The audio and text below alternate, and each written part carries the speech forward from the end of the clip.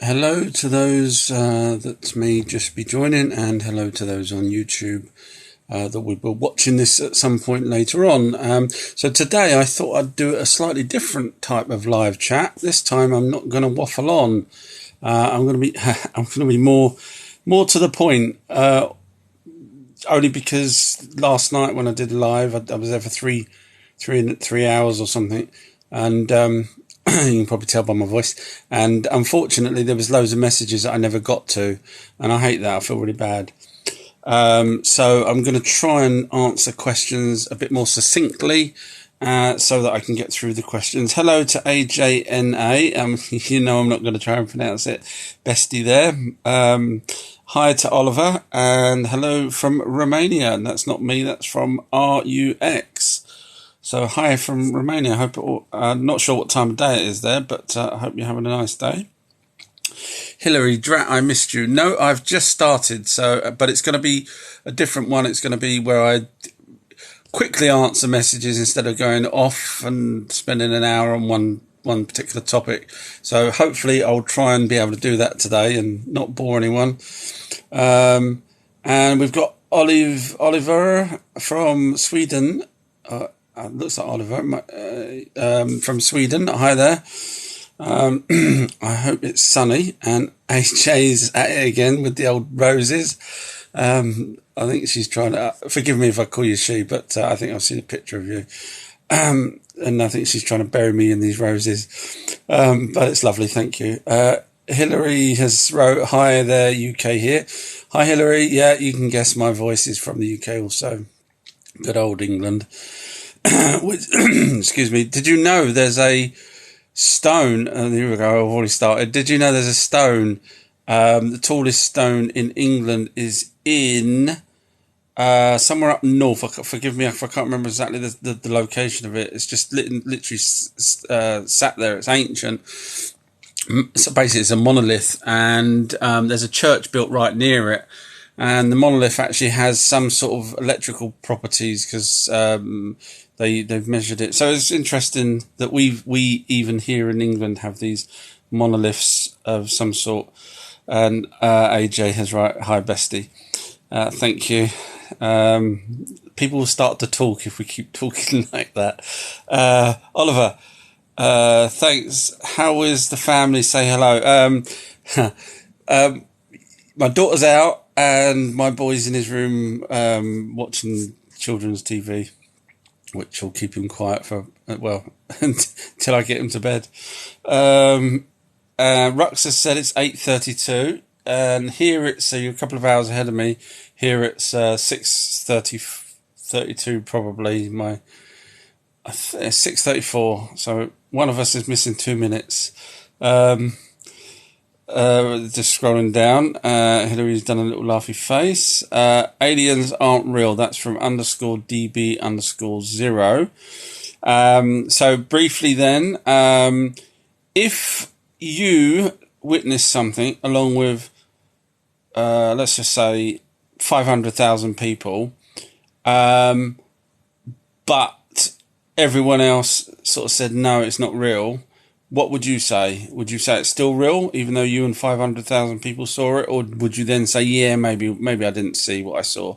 So basically what I'm trying to say, in a court of law, the amount of people that's been abducted and seen, if you go by eyewitness testimonies, bang to rights. I mean, just from that point alone, let alone the marks on people, the hypnotists that regress them, the alien implants, the stone... going to the Anunnaki, the stone tablets, the carvings of them. So I'm afraid they are real. There's just no getting around it. I mean, the little greys were first mentioned by Betty and Barney Hill. They were abducted. Now, Betty was a white person and Barney was a black guy. And they were a couple, and they were abducted, possibly by Zetas. And they even had, when they, came back, realised they had missing time, and they also had some sort of radiation type effects, and their car had, when people realised, they started to scrutinise their clothes under certain lights, and this sort of fluorescent type stuff was on her jacket, which shouldn't have been there, and they analysed it and they couldn't see where it come from. So, you know, the list goes on. I could go on about Travis Walton. 6 people saw him get beamed up into a ship, or saw the ship. Sorry, they didn't see him get beamed up because they thought they left him for dead. But they saw the ship craft, and he went missing for I think 7 days. They had lie detector tests, all 6 of them, which was pretty much unheard of, that they all actually passed with flying colours because they were telling the truth. So, you know, and then eventually Travis Kane's back and tells his story that, you know, he was abducted by aliens. So I think, you know, we should sort of all grow up now and say, you know, that we can't be the only. Mars, NASA's admitted that there is microbial life on Mars. So, you know, how far can we, you know, take this where we don't believe in aliens? Do you know the moon is hollow? That's from Stuart. It's not hollow. I could go into many reasons why it's not hollow. It is mined. So, yes, I know you're going to turn around and say, oh, well, the bell... Sorry, my boy knows I've just come onto a live and he's come in to try and be cheeky. What? What do you want? No, I'll bring you something in a minute. No, don't pull that face. Oh, I will. Thank you, my son. Say hello to everyone. No, they can't see you. That's a good boy. Right, go on, in your room. I'll bring something in a minute. Like what? I'll bring something in a minute. Be good. Sorry about that, everybody. Yeah, so NASA will say, you know, you'll probably quote that it rang like a bell, but believe it or not, if you do the research, there are people that have done similar to here on Earth, and where there's pockets of empty chasms, we ring like a bell. So it doesn't mean Earth is completely hollow. It just means at that certain point. So they have done research on Earth doing the same thing. So not everyone knows that, and that's why people come out and say it's hollow.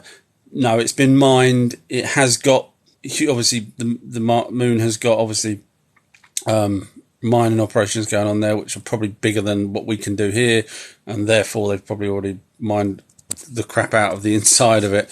But it's not, it wasn't a hollow moon to start with, if that makes sense. Underscores wrote something that's probably going to get me banned if I read it out, because you got to remember, underscore is the same person that says there's no such thing as aliens. So I'll just pass on that in case it's something rude or bad. Thank you for the hearts. Astroplex has wrote, did humans evolve from monkeys? No evidence whatsoever of that. There is evidence of DNA manipulation with 2 of our chromosomes have been fused together. Now, I've looked into this. Researchers have said that certain animals have fused chromosomes. So I've looked deep into it, and no, it's just people on the internet saying that animals have fused chromosomes. So you know, it was basically the Anunnaki creating us, and it's written in stone tablets, creating us from the Neanderthals over in Africa at that time. So, no, not from monkeys. Otherwise, monkeys would have evolved, and all the other creatures in between would have evolved. You know, if you've got monkeys, then you've got Homo sapiens, and you've got, sorry, not Homo sapiens, you know, caveman, Neanderthal, all them kind of ones all the way up. There was loads. It wasn't just Neanderthal. It was a whole range. So they evolved from monkeys, possibly. But again, the monkeys haven't evolved themselves, which is kind of unusual. I know you could say, well, alligators haven't evolved much, but the old ones are not here. We don't have the old ones where they evolved too. So, you know, I try and have that debate with people when they start saying, oh, but this creature's here. Well, show me the old version of it. Show me an old woolly mammoth next to an elephant. You just show me a saber-toothed tiger next to the tiger. No, they evolve. And that's why the old ones eventually die off. But the monkeys are still here. So just pure logic straight away before you go into the details. Detective Ling has wrote, do you know about Bob Lazar? I do. Okay, so where I've put asked me about is because I'm fairly knowledgeable on a lot of subjects. 30 years of, while you're all out partying and having fun, I wasn't. I was researching. So yeah, Bob Lazar. Yeah, I mean, if you need to ask the question, please feel free, because I can see 57 messages now. So if it's to do with a question, because I have mentioned Bob Lazar on a few live chats, I don't want to bore people. And today I'm trying to be quick. So yeah, but if the question is, is Bob Lazar credible? Absolutely. I could go into a long list of why he is, but he is legit, in my opinion. ZUK has wrote, I seen a white figure across the road. What was it? I was going to make a silly joke there by saying a white person, but only because you've not sort of described the figure. There's a thing called tall whites, but I'd need to know the description of what the figure looked like. If it was human, then I don't know, it could have been a human maybe. I don't know. I don't know enough circumstances to...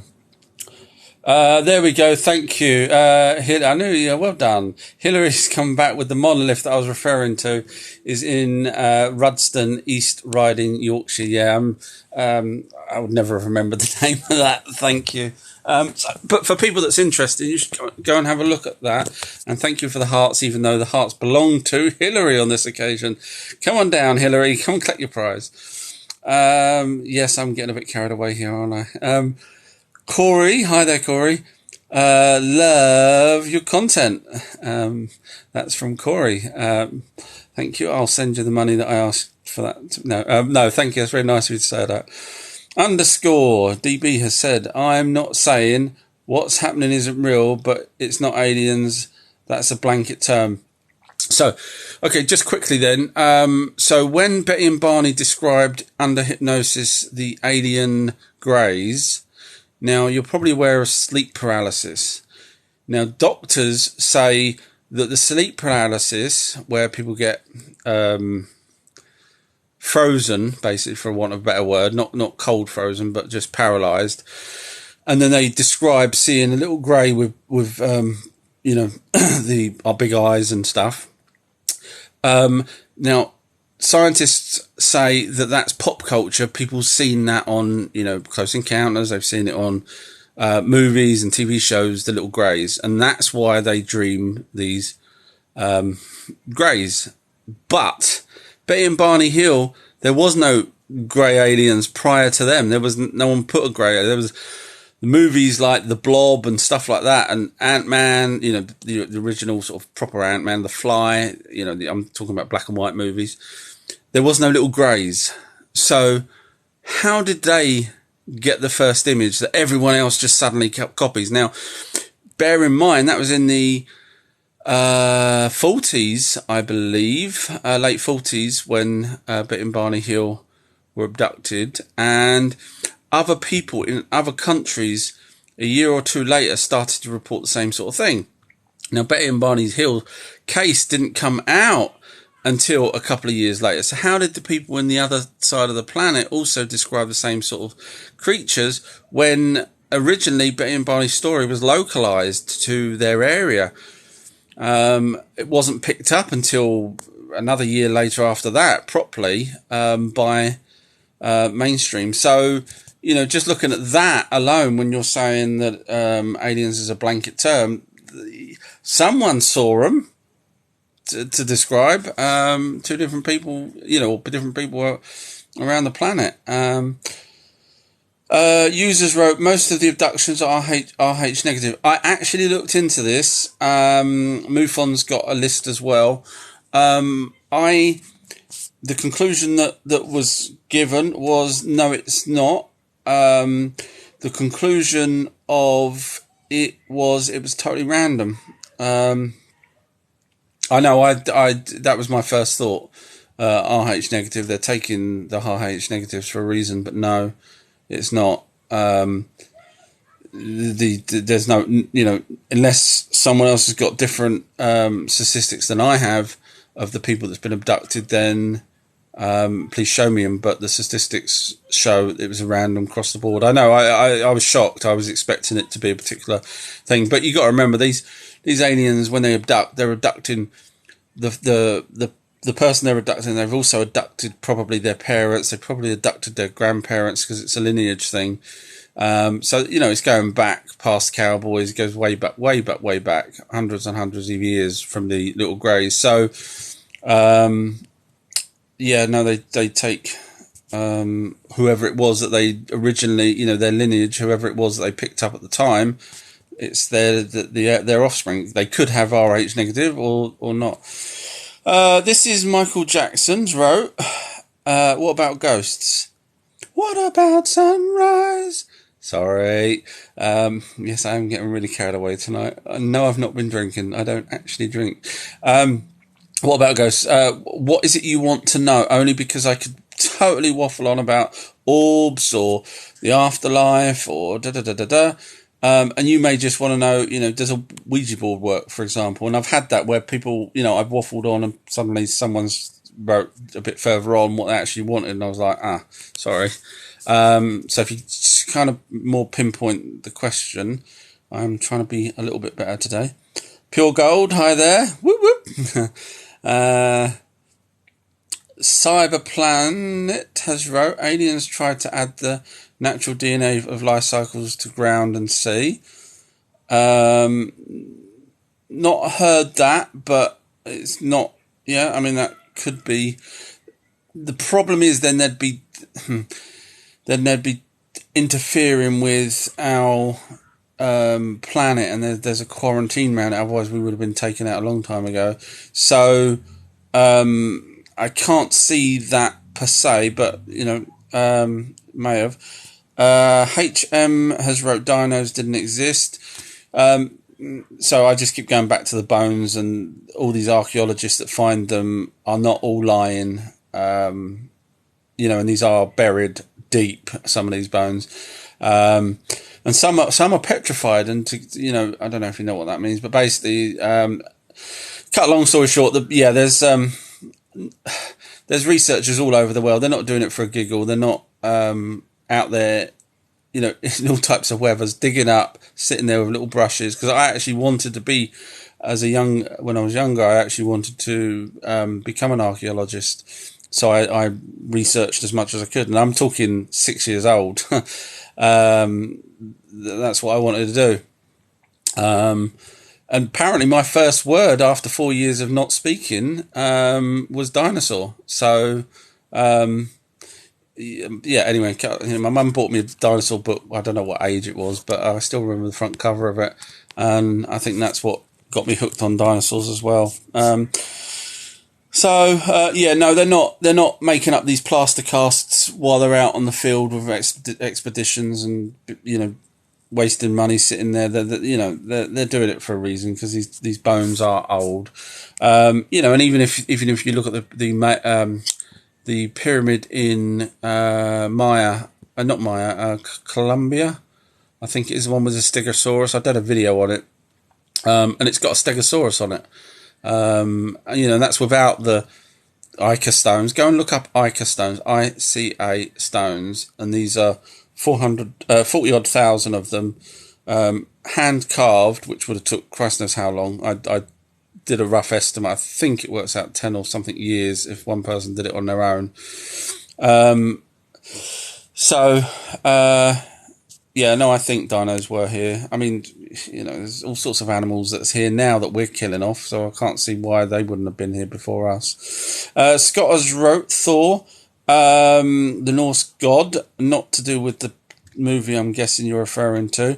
I am literally, right, little secret for you. YouTube has got the last 2 videos that I have not put up on TikTok. I've only just put them up today, 599 and 600. 600 talks about, 599 ends the nuclear, I'm going to go back over and prove stuff after that. Some of the things that I've said just to cover myself. But, and then 600 talks about the Abydos carving with the helicopter. 601 talks about who was in Atlantis, and it wasn't blue people, and it wasn't. I'll just wait. But anyway, so 599 and 600 is on YouTube. Sorry, and we'll get to your point about Thor in a sec. And after that is when, because the Anunnaki, I don't want to spoil the surprise if you don't know anything about what the Anunnaki done after. But so anyway, so I'm getting to Thor, and I'll be getting to the Greek gods and all that kind of stuff. So if you could just bear with me on that, hopefully you'll enjoy the videos of where Thor comes from, in my opinion anyway. These are all my opinions from my research. Corey's wrote, Anunnaki coming back to cleanse the world in December this year? No, not that I would imagine. I mean, the last thing that they were told was by their king, which was King Anu, is to let humans inherit the earth. Thank you, Fortnite, for the rose. They were told by King Anu to let, because they thought that Gaozu, who was the emissary of the creator of everything, had said to them, let humans live on here. So for them to come back and start wiping us out, you got more chance of, I don't know, a billionaire computer guy with the surname of Gates trying to wipe us out than you have the Anunnaki. Thank you for all the hearts. I think you all know where I was going with that one. Olive has wrote, what do you think about the holographic technologies? Yes. I'd heard about it in the 80s, I think it was late 80s. And the whistleblower that was talking about it back then had said, they could quite easily make people believe they could see Jesus floating in the sky, big sort of cloud type effect. And shortly after that, I remember Brazil and a couple of other places saying that they all saw Jesus floating around. So I wondered whether that was them doing that. But yeah, the holographic technologies, what we see on TV now is nothing compared to what they've got. And of course, then you've got the Project Blue Beam, which is the holographic fake alien invasion, which I still think they'll use to. So I'm as morbid as I sound. I think that there was a plan with all the stuff that's going on in people's arms, and it hasn't finished yet. And when it doesn't go to the way that they wanted it to, and look at the Georgia Guidestones, it tells you how many people they want on the planet. It's a lot less than and even police and everything will be gone. They don't realise it. The police are idiots. But anyway, so if they get their way, there's only going to be X amount of 500 million people on the planet, but not everyone's done what they wanted to, so they built these these camps, and to get the remaining people in it, they're going to be using, in my opinion, the old oh my god, there's an alien invasion, quick, let us look after you, and then you go somewhere and you never get, because an alien invasion, we wouldn't be here talking if there was an alien invasion. They wouldn't have the chance to ask us to go with them if it was a real alien invasion.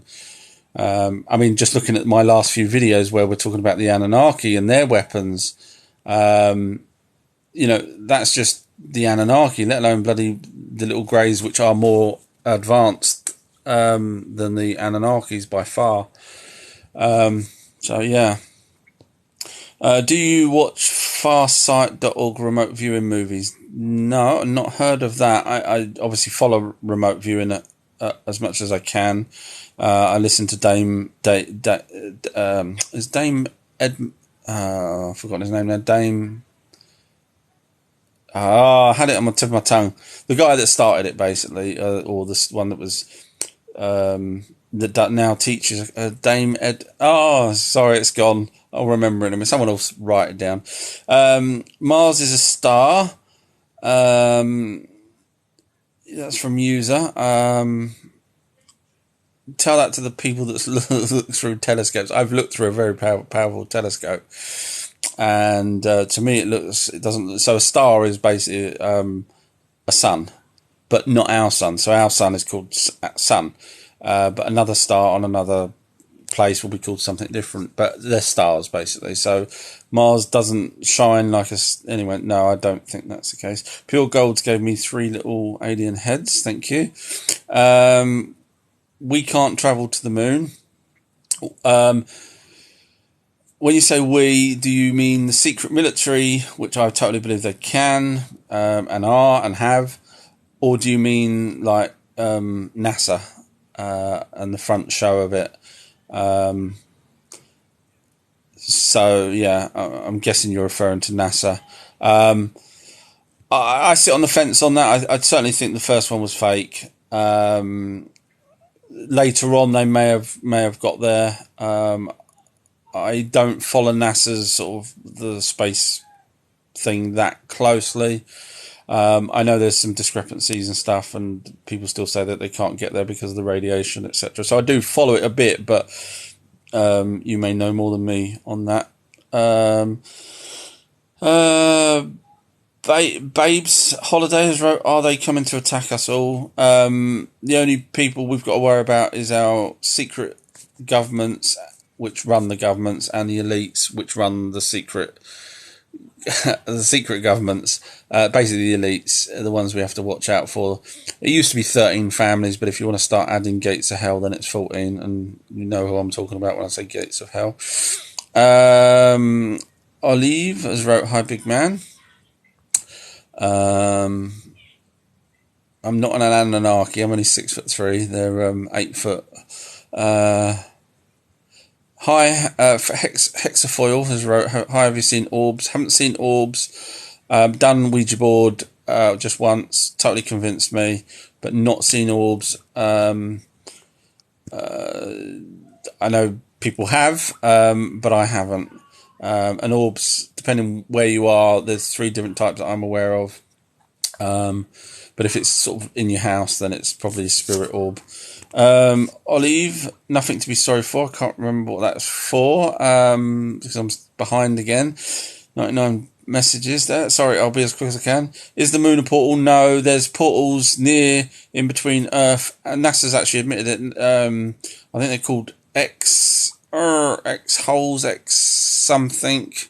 They're also on Earth as well. Majority of them are somewhat, I don't know how to describe this, like 10,000 feet in the air. So they're not in the atmosphere as such, but there are ones that NASA's actually pointed out and said that they are. So if you go look for, I can't remember, X portal, NASA, and you'll see where they actually mark where and that's probably why they called it X, where the portal is, one of the portals. So it's in space between here and the sun, and supposedly people have trained their, once they knew where to look from NASA, they've trained their cameras and whatnots there, and have seen craft coming in and out of it. Users wrote, "No real evidence of Mars." Like I say, I've looked through a very powerful telescope and I could see something that looked like Mars. Ned Sparkle has wrote, "Above is the firmament." Great. You obviously know the firmament is the atmosphere because you've read the ancient texts that talk about it, because you can't just go from some guy off the internet. You have to go right back to the beginning source where the Enoch, for example, which clearly turns around and says, "Above the firmament, I can see the stars in heaven," which obviously the firmament's atmosphere because they've already come through it. And obviously we can see the stars, so that means we can see heaven, which obviously means the translation of heaven was wrong and it should have been space. Same as where people, I'm just proving a point here, where people get the word firmament and start calling it an impenetrable dome. Somehow, I don't know where that come from.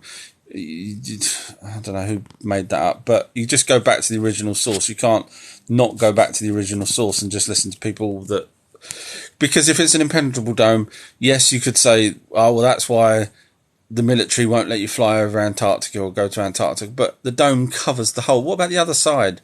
What about through the ocean? No one's ever gone there and filmed it and said, and don't say to me that the military's blocking the whole of the edge of the ocean, you know, and have done since people could start sailing. No one's ever said they've hit the wall of the dome except for the Truman Show. So yeah, you can't just say there's a dome and it's only in Antarctica, because then it's not a dome.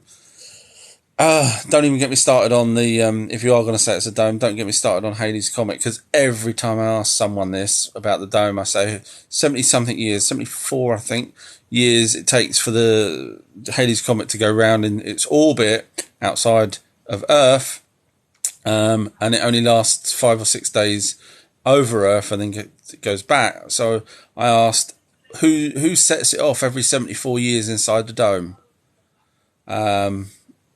Yeah, from the same, yeah, and they can never answer, they never come back to me. Pure Gold wrote Novak Glorious. I'm not sure what that's referring to, whether that's the tennis player or something else. Sorry. Impatience wrote, hurry up. No, Impatience wrote, what do you think happens when we die? Basically, as long as we know we're dead, we can stay around. We can stay around here, you know, right in front of you, sitting on the chair, whatever.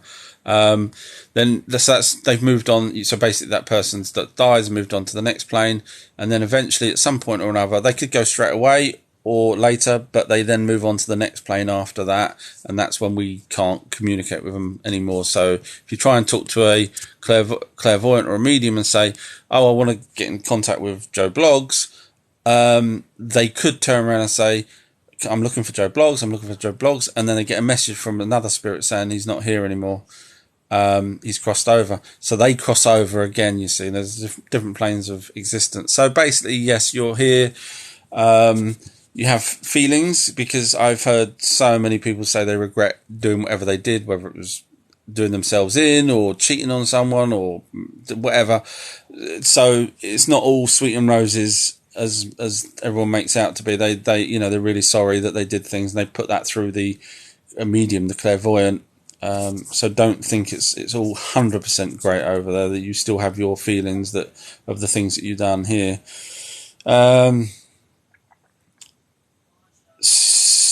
John Devlins wrote Stone Tape Theory. Not heard of that. Sorry. Just wondering if you're referring to the magnetism, because there are stones that do, like the Roswell stone that has magnetism on it, which we can't read because obviously it's done in a certain way, which the little greys were using, the Zetas were using when they crashed in Roswell. But so I don't know if that's what you're referring to. Sorry, I've not heard that term before. Olive, what about the glass ceiling? Are you going back to the firmament? If you are, I don't think there's such a thing as a well. There is, the wording was a firmament, but it's not what what people think it is, because there's no proof whatsoever of a dome. Just lots of people talking about it. The problem is, if you, Ned Sparkles wrote underneath that, talk about the firmament. So you know, well, that's, I don't want to sound like a broken record, but yeah, that's pretty much it. There's more talk of the firmament in other ancient texts. I think even the Gilgamesh, Epic of Gilgamesh, I think mentions it once. But of course, you know, if you believe in the ancient texts, then you have to believe that they came here in their craft, as they describe, seeing the different planets and everything else, which we wouldn't have known about when these tablets were first found. There's a couple of the planets were further out, and we wouldn't have known about it, and yet they're written in these stone tablets that were found 300 years ago, and the tablets are at least 5,000 years, roughly, give or take. So if you agree that the tablets are real, then you have to agree that they flew through the firmament if it is a dome, in which case that ends the impenetrable dome idea. And someone said to me when I said, well, what about the satellites? You know, what about Elon Musk wasting all that money if he's just going to keep hitting this bloody dome. I said, what about the satellites we use for GPS? And someone actually replied back and said they're on helium balloons with string. And this is the problem. I don't want to sound rude, but this is the problem. You get one person come up with an idea, and loads of people try and shoehorn things to fit that idea, like the flat Earth. And I say to them, okay, when I look through this very powerful telescope, I could see, a curvature of the planets that I was looking at. Why are they face on? Are they round, or are they discs as well? Are they flat? So people say, oh, they're flat. So I say, how come all of the planets are always facing us flat? Why us? Why not? Why can't we just see the slight edge of one of them? And that's because they're round. And if they're round, we're round. But the problem is, once you've got someone coming out with the flat Earth, everyone then that gets sucked into it tries their hardest to make that fit the agenda that they're pushing, which is really sad. Instead of just saying, okay, it's actually round, it makes sense, it's round. I don't know. Sorry, I waffle on there, don't I? Underscore XXK has wrote, no such thing as a Christian God or Jesus, get over it. I think Jesus was real. I think there was a real character called Jesus. Not sure who you're saying get over it to, because I totally agree with you. There was no God for Christians, because Christianity came after the Anunnaki had pretty much given up. Watch my videos to find out more. But so I'm not sure why I should get over it, because I agree with you. Do you think dinosaur in the Congo is real? Do you think dinosaur in Congo is real? No, I don't. I don't think we're going to come across now. I know, you could say, well, the giant panda was only discovered in the 70s, believe it or not. But I think, with the satellite technology and everything that we've got these days, and planes that are flying over these locations time and time again, as soon as someone spots something like that, with the mobile devices that we've got, they could not just only take a picture. And yes, people do take pictures of UFOs, but they are far away, so it becomes blurry. But they would go and tell someone, and before you know it, there'd be a whole army of people trying to look for a dinosaur. I mean, a dinosaur would be more elusive than Bigfoot.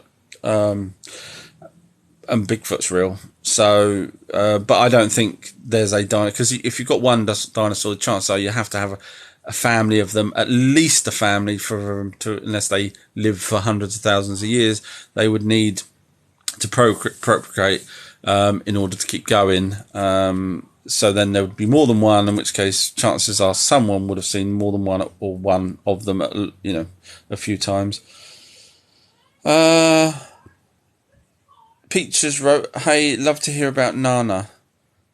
Not sure what that's referring to. Sorry, Peach. Nana. Sounds like something out of The Lion, Witch and the Wardrobe. Sorry, no, I don't know. Unless it's abbreviation of something. Underscore DB, laugh my ass off. You're scared to have a convo. This is the guy that was saying aliens are not real, I think. And this is the day that I said I would try and be very quick. If you watch the beginning of the video, I said, unlike before where I just waffle on and explain everything in detail, I said I'm going to try and be quick, because there's so many messages normally that I miss. And now I'm getting told off, because although I refuted successfully, I believe, and give me some hearts if you believe when I was explaining how aliens are definitely here and real. Come on, give me some hearts. Yeah, no, I mean, it's tell me why they're not here is the other answer. I mean, I could go on about the Roswell crash. I could go on about so many things. I could go on about the trees where Travis Walton's UFO have had a growth. I think it's decrease compared to the surrounding trees. And the same thing happened over in Rendlesham Forest. So I could go on about all these things. And yes, there was a Rendlesham Forest thing with army people actually saying that they saw, not just one, three nights of it, went on record. So are these lying? Are they really lying? No, they're not. So when you say scared to have a conversation, I could talk you into the ground and you'll be going, but they're lying. They're all lying. Just because you don't want to believe there's aliens, that's fine, not a problem. But you can't call all these people liars that go under oath. Go and look at the Disclosure Project from 2002, I think it was, where all these people went in front of a congressional committee.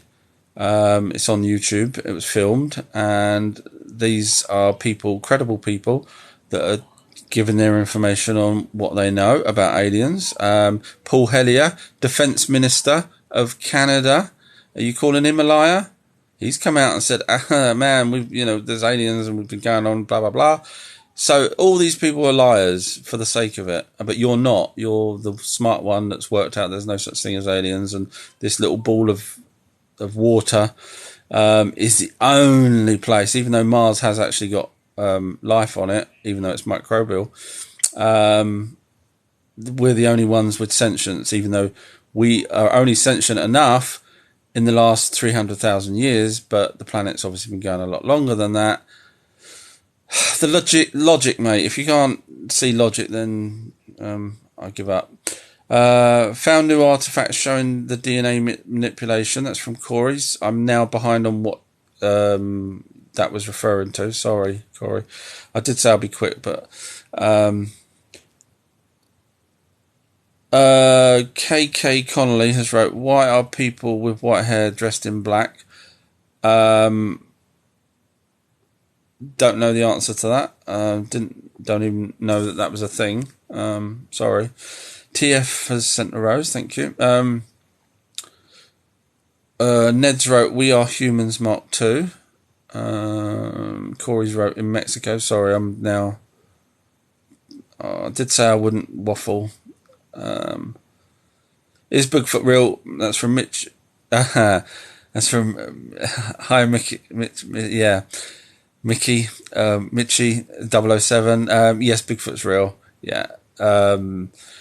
Again, same reasons, but there's more evidence of Bigfoot than there are of alien UFO crafts, simply because Bigfoot leaves footprints. So straight away you've got the footprints that you can look up. There is scat, there is hairs. Now, when the hairs get tested, they do come back with either inconclusive or it's got some human DNA in it. But as we know, a banana's got human DNA in it, a fruit fly's got DNA, human DNA in it. So, you can't take the DNA part as 100% because pretty much everything on this planet that's living seems to have human DNA in it. So yes, I could waffle on, but there's 89 other people messages. Users wrote, we come from water. No one really knows, so you can't sort of make that as a fact because no one knows because we wasn't here at that point. So we can only, surmise and say, okay, well, the tides, blah, blah, blah, amino acids, chemicals created first life. That's one way, or Earth could have been seeded by a thing called panspermia, which could have been deliberate by an alien race. But we can't say for sure that we're definitely from water because we may have come out of the water. The logic following the trail of what was oldest come from water, that would make sense. But I can't say we came from water 100%. Not humans anyway.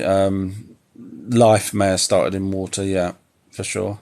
Hi, 336 wrote, hi, can you talk about the Bosnian pyramid, please? I'm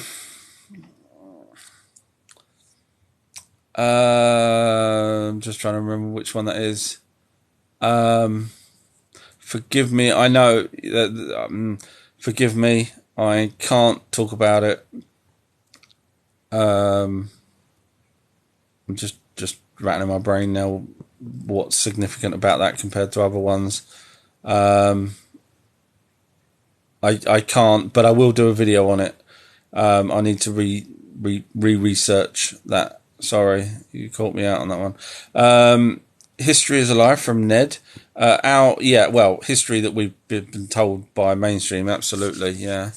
I mean, even just 3 days ago, there was a press release that said I get all these sort of weird things, not in the normal papers, but and basically scientists have now admitted that the woolly mammoth didn't die out when they thought and lived a lot longer. So, if they keep coming out of these, and also they was talking about mummification, the dates were different to what they originally thought. So, they haven't got a clue. So they're better off watching my videos than they are trying to piece it together, because eventually they keep coming out with different stories. DYLG has wrote, evolved from monkey, laugh out loud, you do not understand evolution. So just quickly then, so there is evolution but there isn't creationism, because creationism is where God created everything. And I've mentioned before about Hawaii, how suddenly Hawaii, which is a volcanic island that came some billion years later, after Earth was here and had already life on it, Hawaii was formed in the ocean and had all unique life on it. And obviously God didn't come back and say, right, well, everything else is populated, I'm going to now populate that with something totally different and loads of different plants and everything else. No, it's because it is evolution. So there is no creationism. The reason why people think there's creationism is because there's a missing link between Neanderthal or those type of hominids and humans, and that's because obviously the Anunnaki created us. So that makes 100% sense. So there is evolution. Ned's wrote, history began in 1860.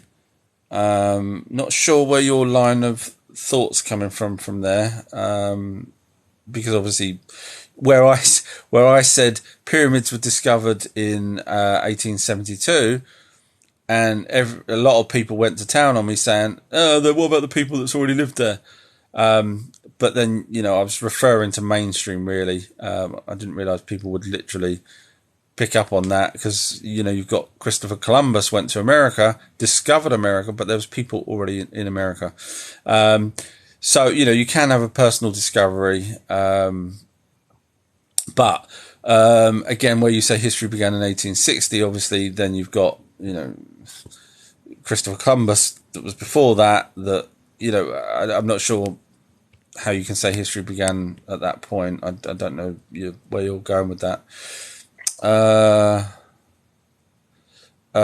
Triple X has wrote to _DB, years of rabbit holes, I will throw whatever you got at you from the original source.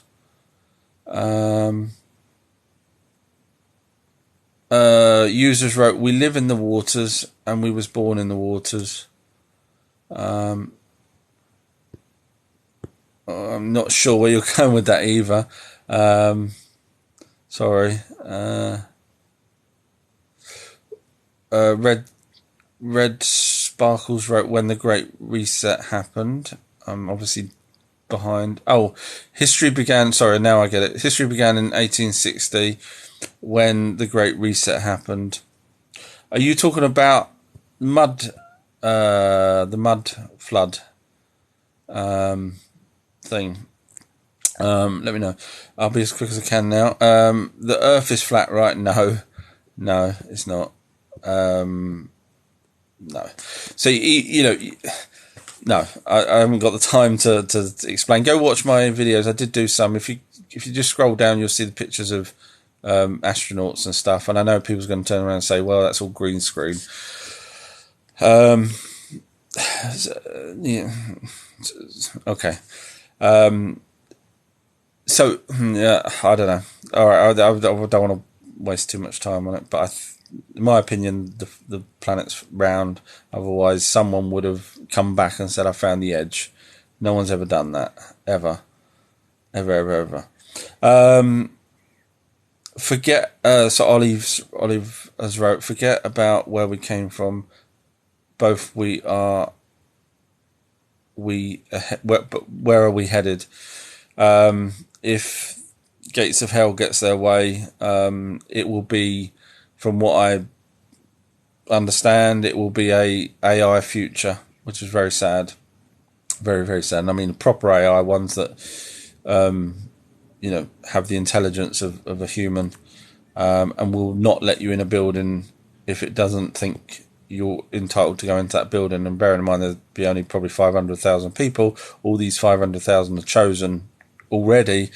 So if you have to ask that question, then you're not one of those 500,000. Ned Sparkles wrote, Bob Lazar's controlled opposition.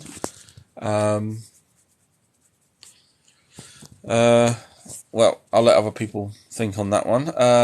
Hellis has wrote, I'm asking about the much more. So I'm not sure what that means. Tracy's wrote, I believe Bob is legit. Yeah, he is.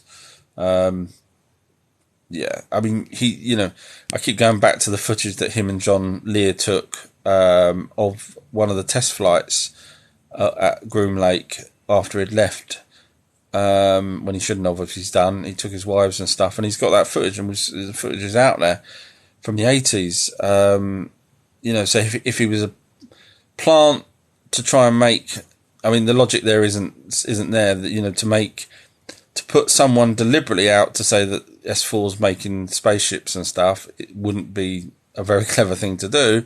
So he's obviously doing it. Yeah, he's genuine. Matty's wrote lizard DNA. Kind of needs to be a question. Otherwise I could waffle on about something about how we're, in the fetus where we look like a lizard, but so it needs to be more of a question. And Mitchie's asked a question: are all paranormal experiences evil? Absolutely not. I think to be fair with you, it was a good question. To be fair with you, people say love is the strongest emotion. I actually think hate and evil intent is a stronger emotion, in my opinion, and I think it lasts longer than love.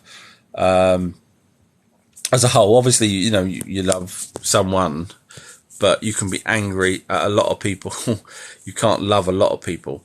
So this is just my take on it. So I think, in my opinion, the evil ones that do come through and, knock things off walls or push you downstairs, or hopefully someone will do that to the Gates of Hell person. But so this, in my opinion, this is just from everything that I've learned. I think because so when you're on the other side, you can manifest things. You can manifest a football. I know it sounds crazy. This is what's been said from people on the other side. You can manifest a beer glass. You can manifest this, that, and the other. And I'm just going to use the beer glass. There was a team of paranormal investigators in a pub trying to use the ESP recorder, the EPIC, I can't remember, it's gone off the top of my head, but where you record the audio, you say something, and then you record it, and then you play it back, and then you hear the spirit. And there was a bloody glass smashing in the background, but it didn't smash when they were first asked the question. So they asked, what was that? Was that a glass? And they said, yeah. So they can manifest these things. There was another guy that said he was working on his motorbike. So they can manifest things. But sunlight, they struggle with, which is why they do things at night. If they're going to, affect your lights or something, or push something over, they prefer nighttime because they have to, obviously their frequency somehow, I don't know how, but they struggle with light, which is why seances were done in the dark, blah, blah, blah. So I think evil entities or evil people have a higher because in the football game, you know, where they play football, yes, spirits play football. The clairvoyant or medium asked them, how the hell do you kick a ball? And they said it's to do with the one with the highest frequency, or highest frequency at that point can manipulate the energy to kick the ball that they've already, you know, someone had already created. It sounds crazy. I'm not 100% sure how it all works, but obviously to do with the frequencies to the manifest, I think anger and hate can come through a lot easier. So when a spirit's banging on someone's door, I think it's easier for an angry one to do that than a, you know, placid one. That's just my thoughts on it, and that's why we get probably more evil spirits doing things than loved ones, you know, drawing a little heart and steam on a mirror. You know, we don't see that, but we do see, you know, some evil type gestures from not aliens, ghosts. Helvis has wrote, I want to know about the much more. Sorry, yeah, you wrote that earlier, so I'm not sure what that is. Cliffs wrote, do you believe the Anunnaki history? Absolutely, yes. I mean, pretty much my videos, if you've watched any of them, you see that I refer to the Anunnaki all the time. You kind of have to believe it. The stone tablets are cuneiform, and it was a brand new language that no one, up until we found them 200-300 years ago, it was a brand new language. So, and there was hundreds of thousands of them found in Mesopotamia. So whoever wrote those, you know, you can't fake hundreds of thousands of these things with a brand new language. Go around, hide them, bury them, hope that someone finds them for a giggle. Yeah, so they're real. And the only way you'd get a fully fledged language, instead of it being, you know, half of a language and bits missing and whatever else, would be if the civilization already had the language, and that makes sense that it would be a race that's already got their own language, which is the Elohim race, which is the real race name for the Anunnaki. The Anunnaki is just a term they used, and King Anu gave the people, the Anunnaki that came here to Earth, as a sort of team name. You're now all called the Anunnaki, which is why it was called, those from heaven, space, came to Earth, which makes much more sense than us calling them that, because we wouldn't have called them that, because we wouldn't have even known the word Earth if it wasn't for them. They were the ones that taught us. So, yeah, and then you've got the carvings of the Anunnaki, where they're, you know, way taller than us, you know, twice the size of the humans at the time, and that makes sense because that's what they were, taller, and they lived longer, and yeah, just totally believe it. There's no reason not to believe it. In fact, the Bible even copies it. So basically the Bible copies from, wait for it, so the cuneiform tablets, which was the Elohim's language, was then translated by humans into Babylonian, then into Aramaic, and then into Hebrew. So the Bible ends up being a four versions down sort of thing, which is why it's got holes in it. But if you go back to the original cuneiform tablets, it hasn't got any holes. There's no flaws in it. It all makes complete sense. But the Bible's got, you know, here and there, you read bits, you think that doesn't quite make sense, which is why people struggled with it. But you go back to the original source, then no, it doesn't. It all makes sense. KK, who are the people who are tall, thin, white hair, dressed in black, long black coat? I don't know who you're referring to, unless you're talking about Slender Man, or unless you're referring to Men in Black. So I'm not quite sure. Sometimes they don't have, the Men in Black don't have hair, they just have a hat, because it's basically a wig of some sort. Because there's two types of Men in Black. There's the American ones, and then there's the alien type ones, not greys. Right, have you heard about Hollow Earth? Yes. Quickly then, whistleblowers have said there is entrances to inner Earth, but it doesn't mean it's hollow. It just means there's huge chasms. There could be dinosaurs type creatures in there. Some say that's how some of these have escaped. The pterodactyls and whatever that's been seen, the Mothman type creatures and the chupacabras and whatnots. So they say that it came from the inner Earth. I mean, the problem is different whistleblowers have said slightly different things.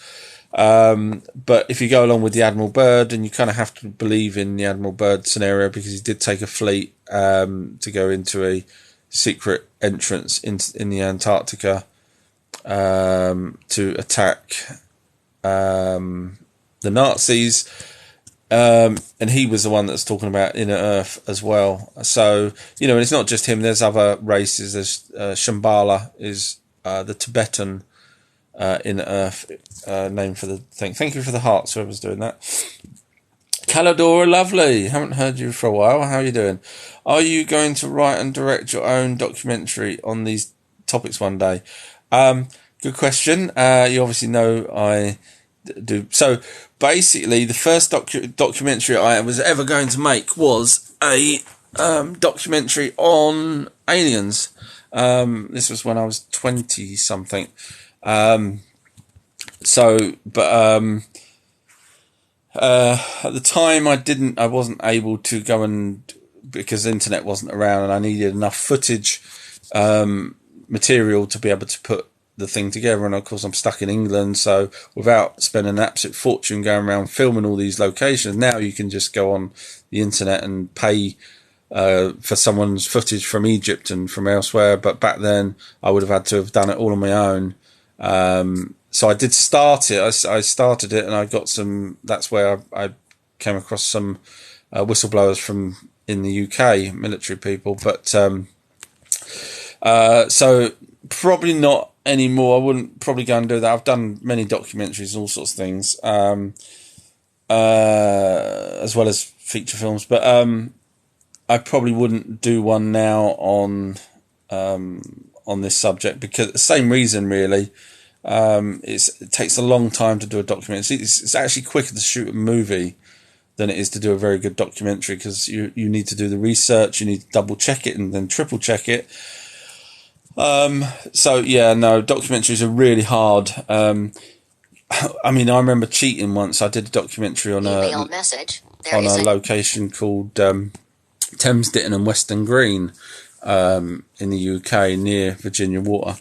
It was the first documentary I'd done on towns, and I knew nothing about the place, but luckily I found a historian that agreed, wrote loads of books, to sit there and waffle on. So with that, I could just film him and then intercut shots of, and I asked people to bring along their old photos and stuff. But if you've got nothing, no one, I don't want to put my face to it, so I'd have to then put an actor in front of the camera and give them a long dialogue to say, and it's not believable then. I'd rather have someone. So yeah, probably wouldn't do a documentary on it. Yeah, just take too long for me. Sorry.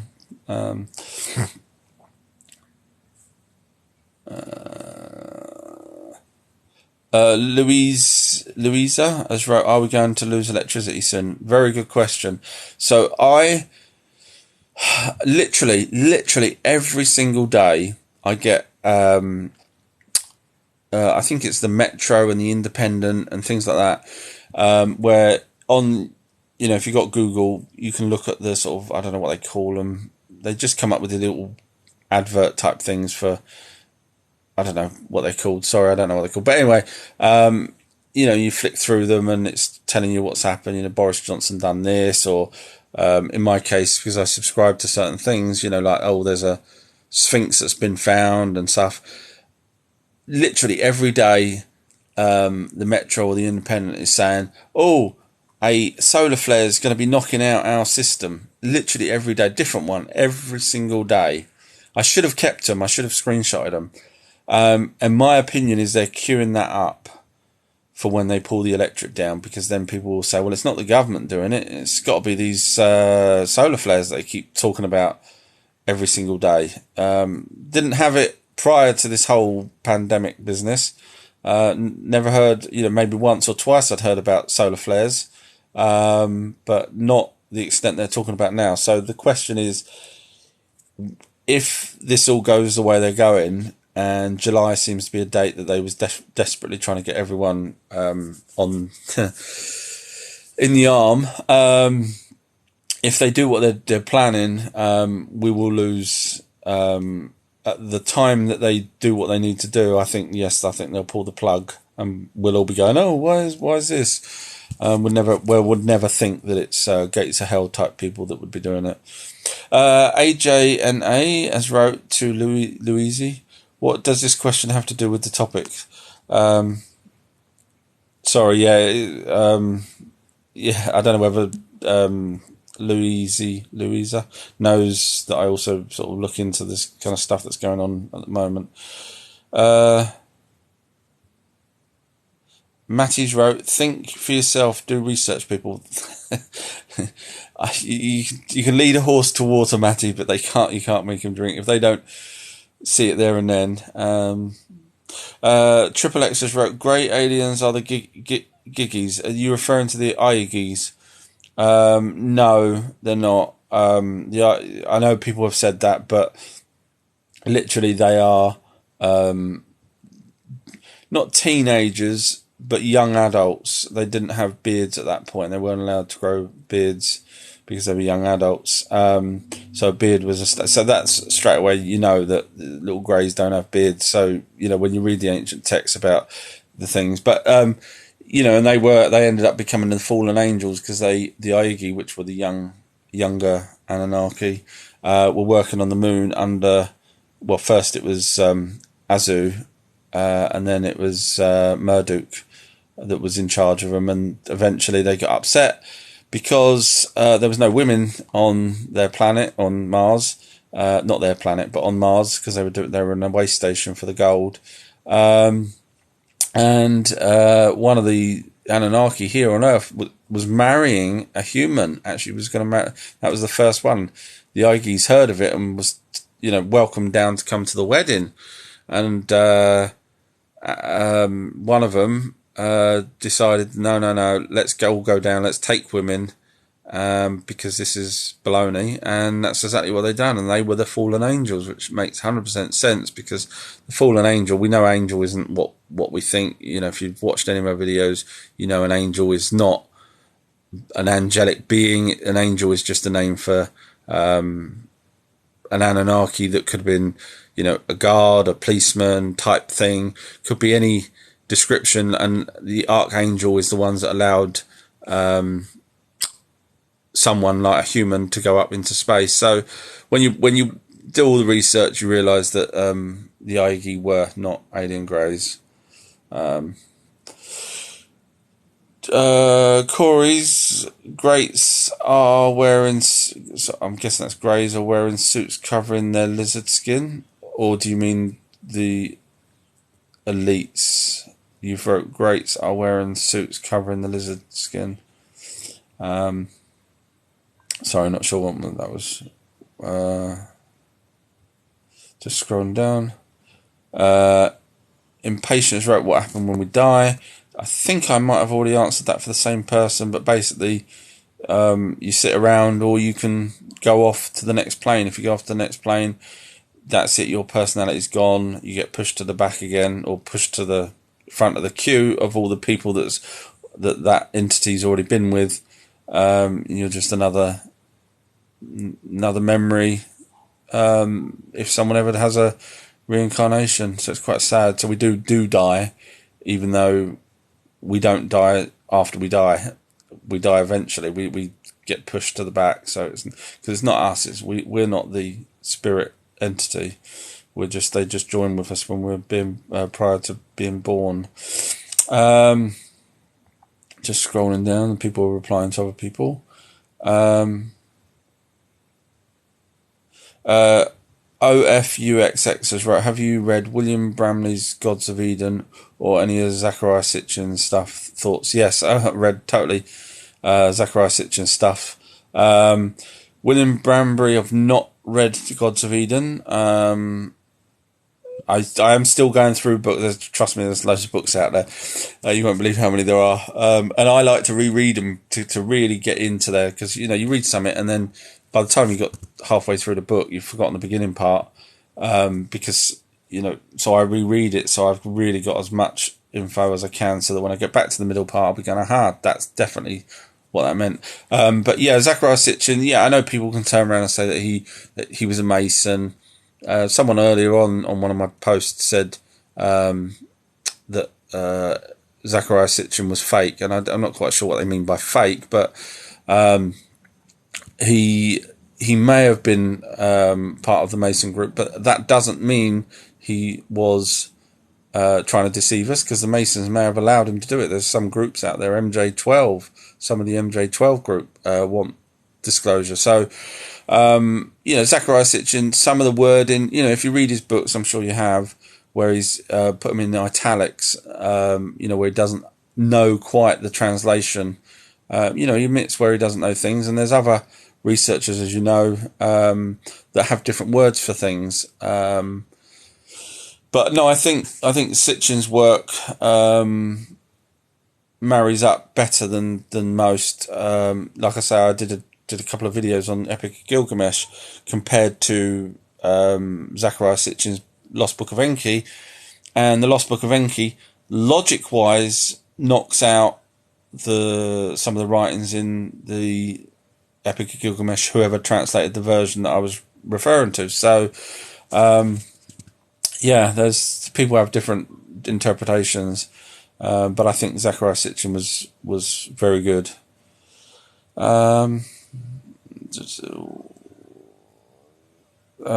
Jessica Bentley has wrote, what creature has humanistic hand, pale grey with what appears to be small suction cup looking thing? Humanistic hands, pale grey. I mean, at first thought I would have said a little grey. They do have on the tips of their fingers tiny suction cups, and that's been seen because of A, witnesses, but B, they've left handprints on cars, they've left handprints on various different things, on walls even, and when they leave handprints under a ultraviolet light, you can actually see a residue from them, and it stays for a very, very long time. It's hard to get rid of, even when they've scrubbed it off. So at first thought, if you're talking about a bigger suction cup, but these things are small, but they are on the tips of their fingers, so that would have been my first assumption. Louisa has wrote, if Nibiru or Sub in the Illuminati calls the darkness, how long will it be without electricity? Sorry, you wrote Illuminati. I'm not knocking you, I'm just saying I didn't know whether that was another thing that I wasn't aware of, but I'm guessing you're referring to the Illuminati. Right, so they've built these underground cities, and if you don't believe me, go watch, for example, the conspiracy theory with Jesse Ventura. This is, you know, he was doing that conspiracy show at least 10 years ago. You can find episodes out there.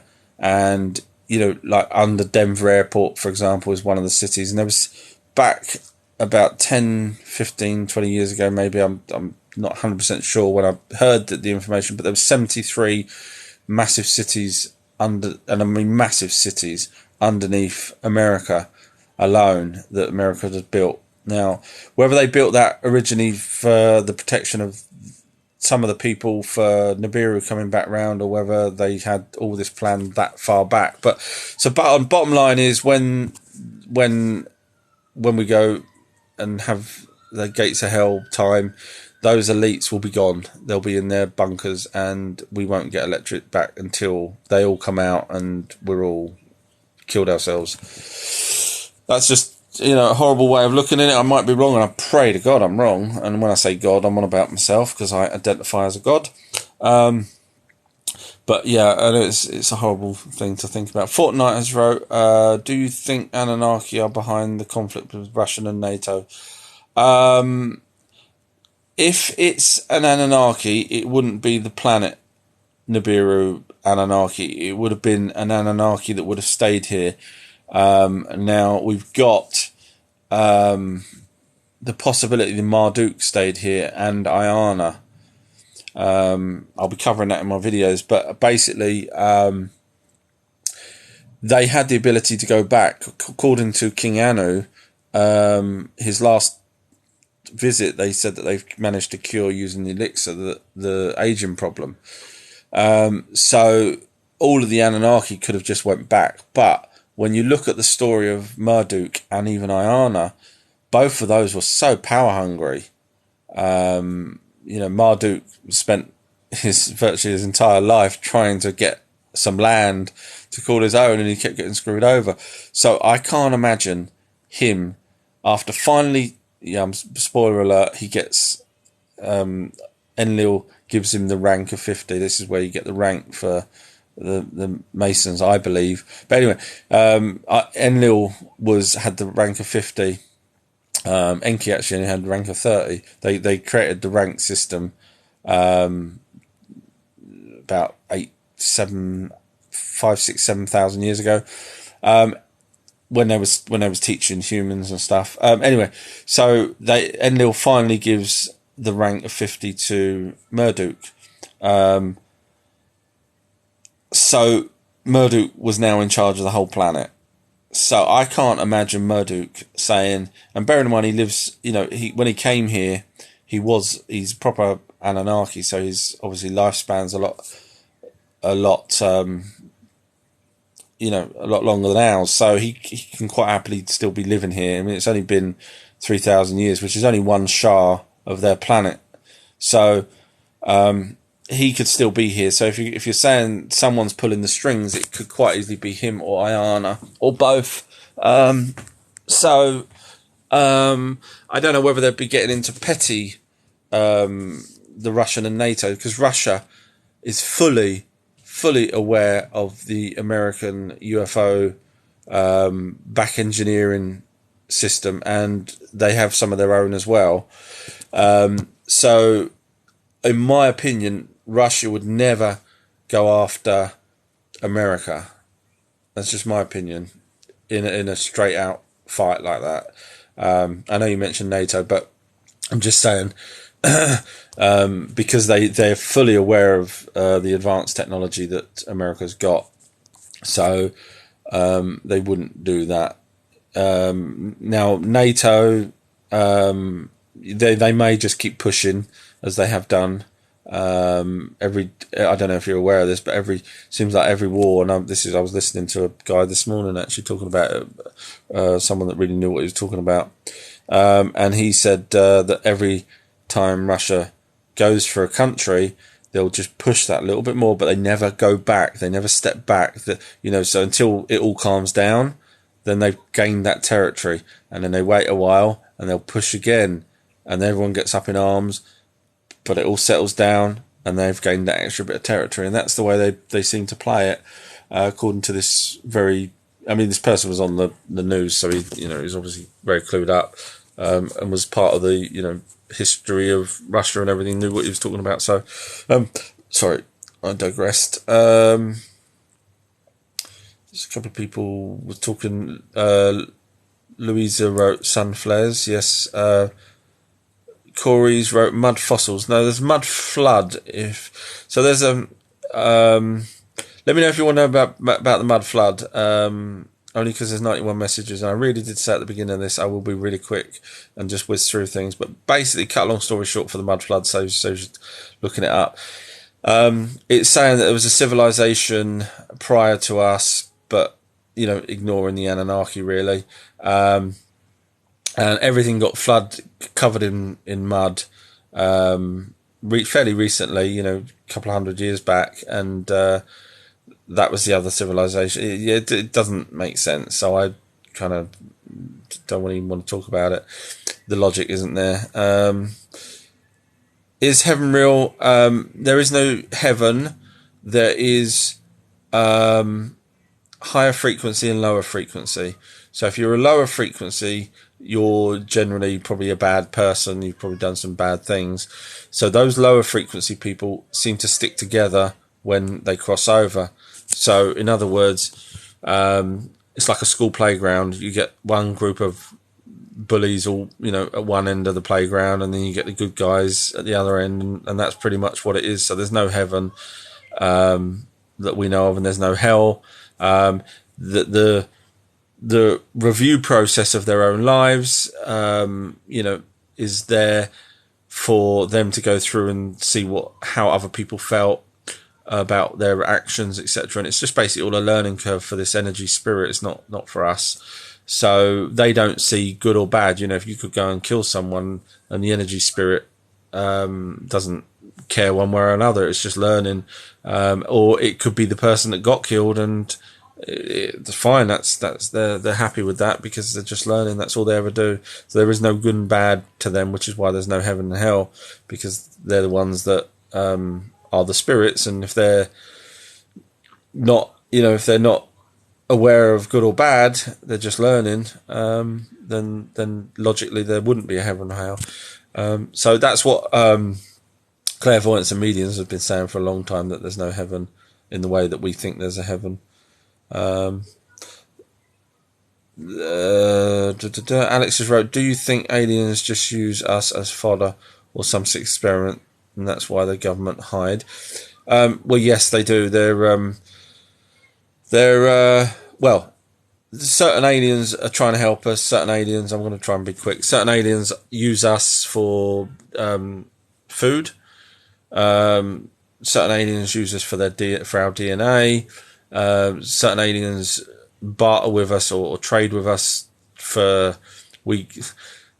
keep using this story, but I love it. So there's a particular alien race that comes here, gives us their technology in return for clothes and human food. I'll let you work out the rest. So they take that away.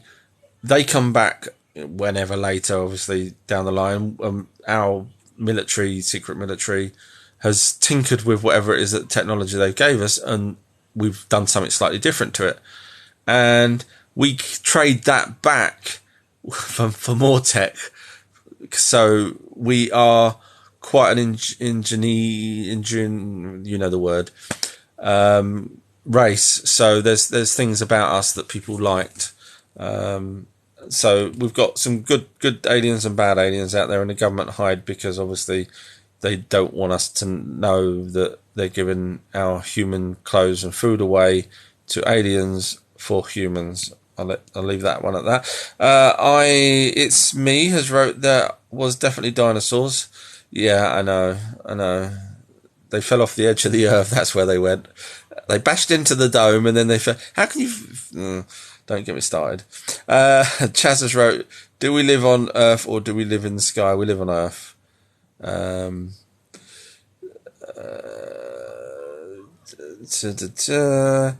Jay Pisler has wrote, are the Elohim and Anunnaki the same? Yes, they are. Well done for working that out. Brilliant. Not many people do. As the archons from the Nag Hammadi Gospels. So, the archons, if they are the Anunnaki, the problem with the archons, if I remember correctly, is they say that they created the universe, and they created Earth, and they created this, that, and the other. Whereas the Anunnaki say no, this is what and they don't say no to that, but they say Earth was created because of it hitting Tiamat and so on, which is a planet. But yes, the race name for the Anunnaki is Elohim, which makes so much sense. I've thought this before I even researched it. I thought, how come the word Elohim is not only plural, but is written so many times, and yet the race name isn't? And this was before I even read as much as I read and realised and then even listened to Zachariah Sitchin. He had tape, which I found fairly recently, which I put on my YouTube, on my videos, where he was interviewed and someone says to him, what's the race name? And he turned around and said Elohim. And I was like, my God, this is the first person other than myself that I knew had said that. So yeah, it just makes sense that's their race name as well. I'll leave anything on Earth behind the ice walled Mars, Anunnaki land, and so on. Sorry, I'm not sure. I'm trying to read it, but I guess everything is on Earth beyond the ice wall. Is that what it means? Mars, Anunnaki land, and so on. See, if you're referring to the ice wall, this is what I was saying earlier. If you forgive me if I'm wrong, but if you're referring to the ice wall as the firmament, everyone refers to it as like I say, the ice wall, but it covers the whole planet. Why does everyone fixate on Antarctica as the place where the ice wall is? And that's only because they're there. The military have put a no-fly zone there because there's an alien craft that's older than the Anunnaki in the ice, and they found it. And that's why there's no fly zone. But of course, people then said, well, that's where the firmament is. No, the firmament, if you can't have the firmament over in Antarctica when it's supposed to be a dome covering the whole planet. So, yeah. Sorry, just scrolling down. Corey's wrote, new artifacts discovered in Mexico show white snake aliens along with the Anunnaki made Caucasians. Not aware of that. That's interesting. I'll try and look for that. Olive has wrote, haha, it takes time for people to believe it. I'm not sure what that was referring to. I'm a bit behind. Even though I did say I'll be as quick as possible. Forgive me. Just scrolling down to any questions. People's just saying various things like don't trust them, which I'm guessing is the government. Ned's wrote, do you believe in the firmament? You've probably heard me now, Ned, if you're still listening. The firmament, going back to the ancient texts, was atmosphere. Somehow people's added a Lego dome over the planet. I don't know how they've added that, but no, you just go back to the ancient texts. Where do you get I want to read about this too? That's from Fortnite. I'm not sure which subject you're referring to, because obviously I have researched a lot of different subjects. So if you're after one particular subject, let me know and I'll try and... I am doing a website. It's not done completely yet, but it's going to have very good links on there that, like me, straight to the point, no waffle. And you'll be able to look up information very quickly. A lot of people ask for links, so I'm doing that for you guys. JP Zla has wrote, yes, you should definitely watch farsight.org. It collaborates much, if not all, of what you know. Oh, brilliant. Okay. Hey, Google, set reminder for tomorrow, 10 a.m. Sorry. Sure. To help you create reminders, I need your permission to allow personal results on this device. You can turn on personal results go away. Settings in the No one likes you anymore. Shush. Stop. Sorry. All right, I'll try and remember Farsight. Sorry, I was just going to use that as a reminder. If you wouldn't mind sending me a message on any of my videos and just write farsight.org, I would love to see that. Olive wrote, how can they travel to the glass ceiling to the moon? That's because I don't think we've got a glass ceiling.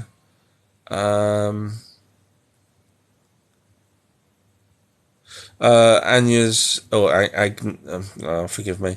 AJNA has wrote to someone. He has a YouTube channel, I believe. Yes, it's Our True History if anyone's interested.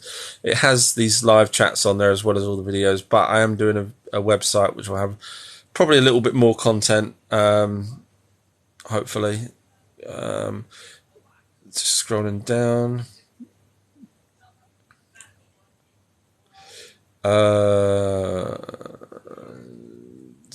Sorry, I'm just scrolling down. Talk amongst yourselves. Do you believe maps are wrong? So that's from Ned Sparkle. So I'm guessing you're referring to the first ancient maps. Sorry, I'm having a swig of drink.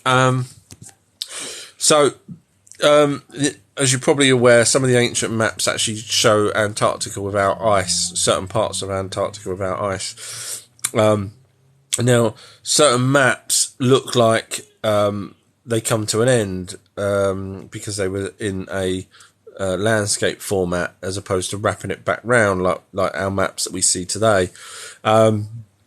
So as you look at the map progression from the earliest maps to now, there was some continents, some islands and stuff that are not in that we've got now. So whatever happened to them, I don't know, or whether they were mistaken when they was drawing these little islands in places. But coming up to today, those islands could still be there for all I know. I haven't travelled there, but they may be no fly zone over it or something like that. So I think generally, the maps that we've got today, other than the island that keeps disappearing off of Ireland, I can't remember the name of it. Someone will know the name of it. It's gone now. Sorry. There's an island off of Ireland that supposedly only turns up every 7 years or something like that. Can't remember the name of it.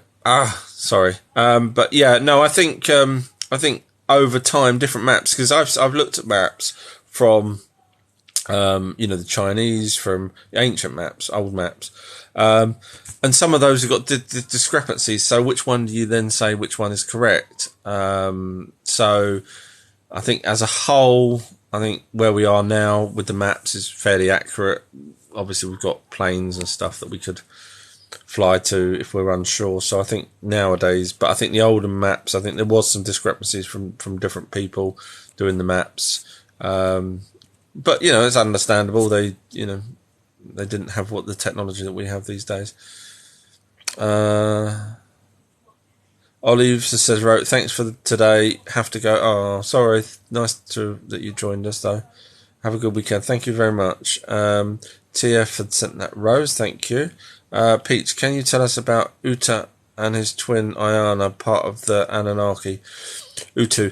So Utu was in charge of the. You're very clued up. Well done, Peach. I knew you are. So Utu was the brother of. She had a couple of brothers actually. She of Ayana, who was also Aphrodite, and she was a bit of a SLUT. From what I can gather from all the texts that she talks about, but anyway, or that's written about her. But so Utu was in charge of the spaceport, and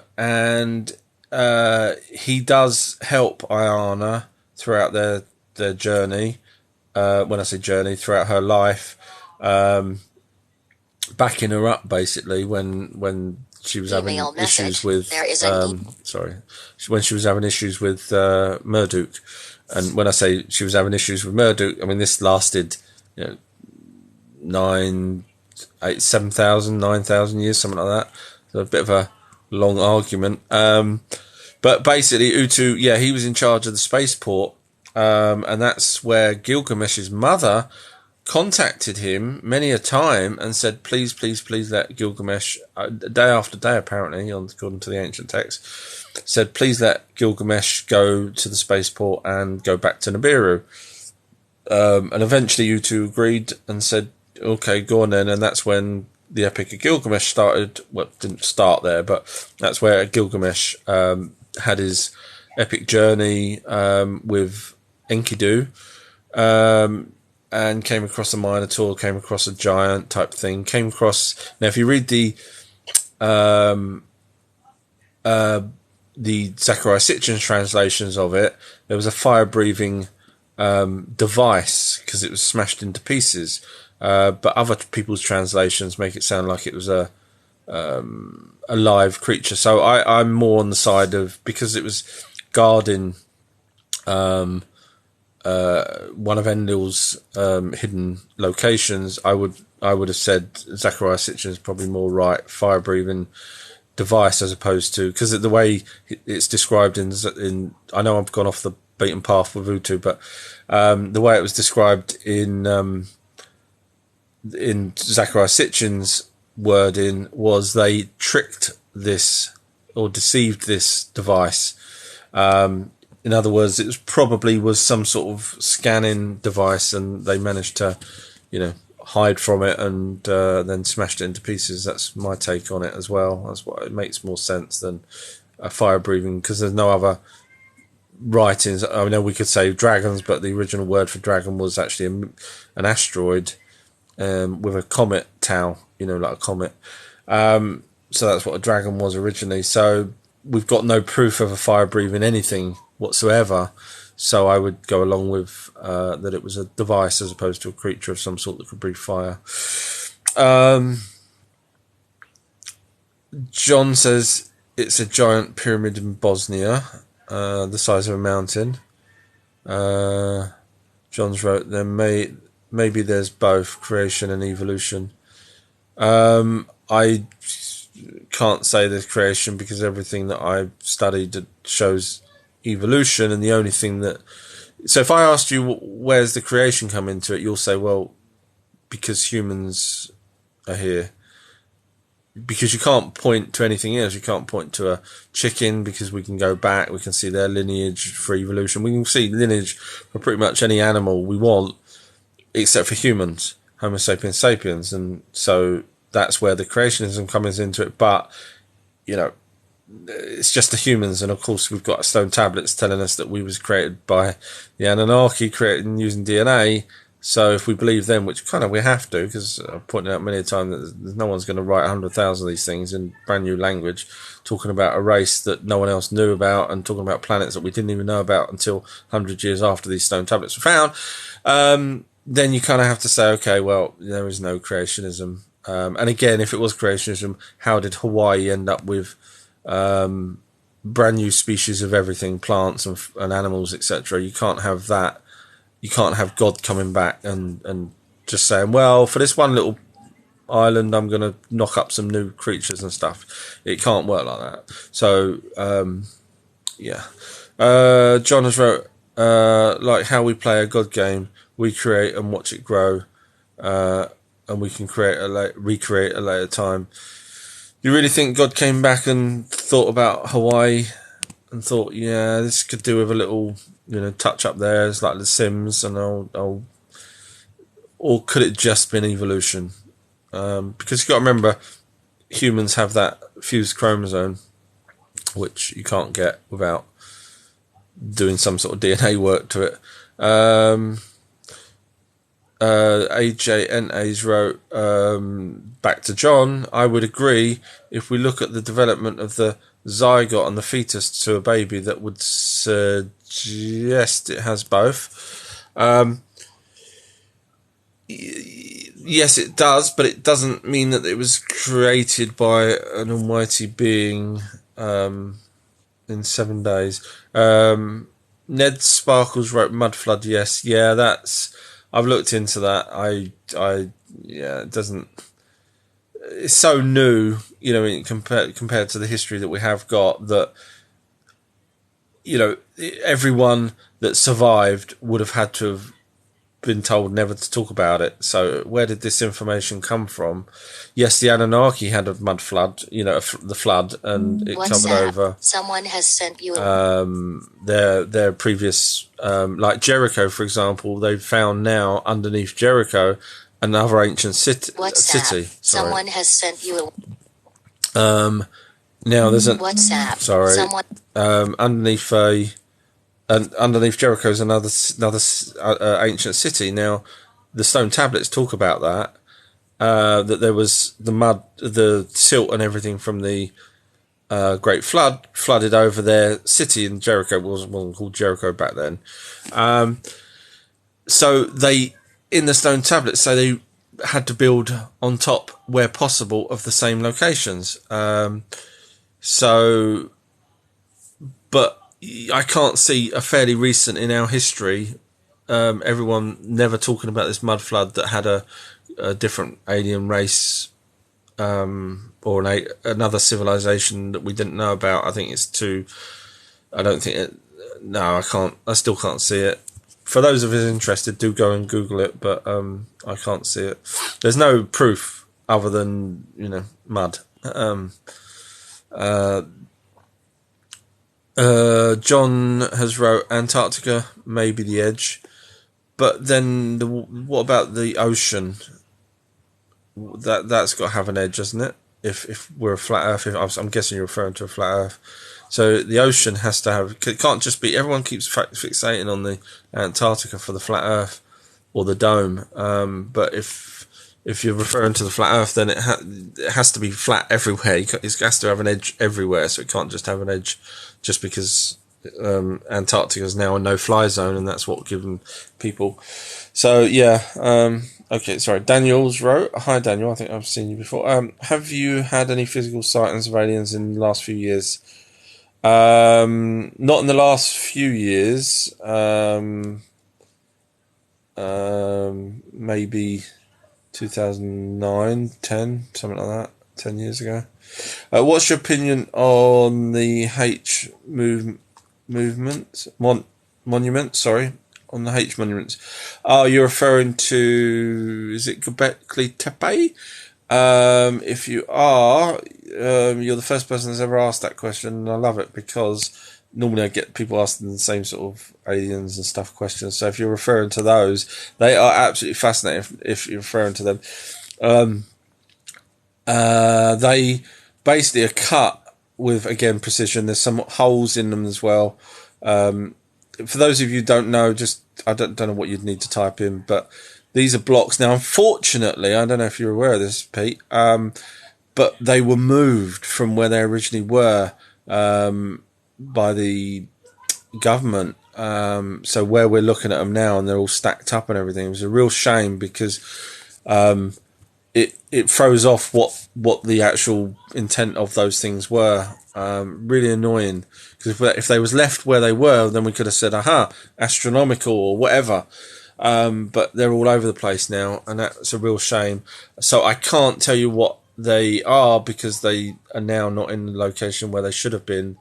So, but definitely not made by, when I say not made by, not by primitive people that is suggested that at the time. So that's not just because obviously Anunnaki did teach priests, we call them builders, but they also taught builders and certain other pharaohs, etc., certain of their skills.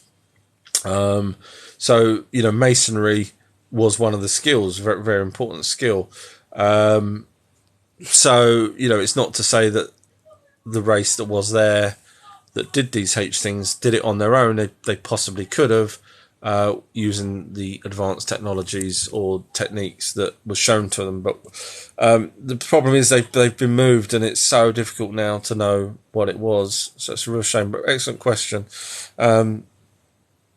AJNA has wrote, it is said not to paint your door red because in the next realm colours are inverted and red looks like a light. That's a good point. Now, when people do seances, they can have a red light, which allows the spirit to come through easier than a white light, which is the reason why I said earlier about spirits prefer dark.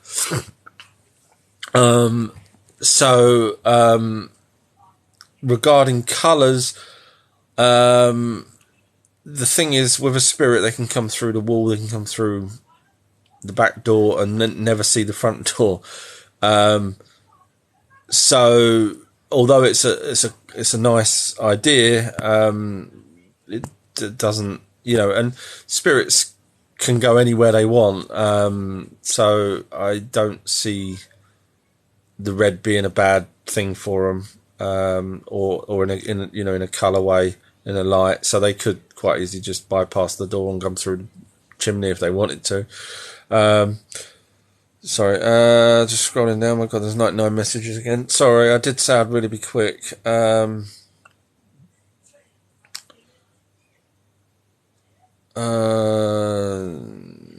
Just Ned Sparkle, what you think of David and I'm guessing that's Goliath. I've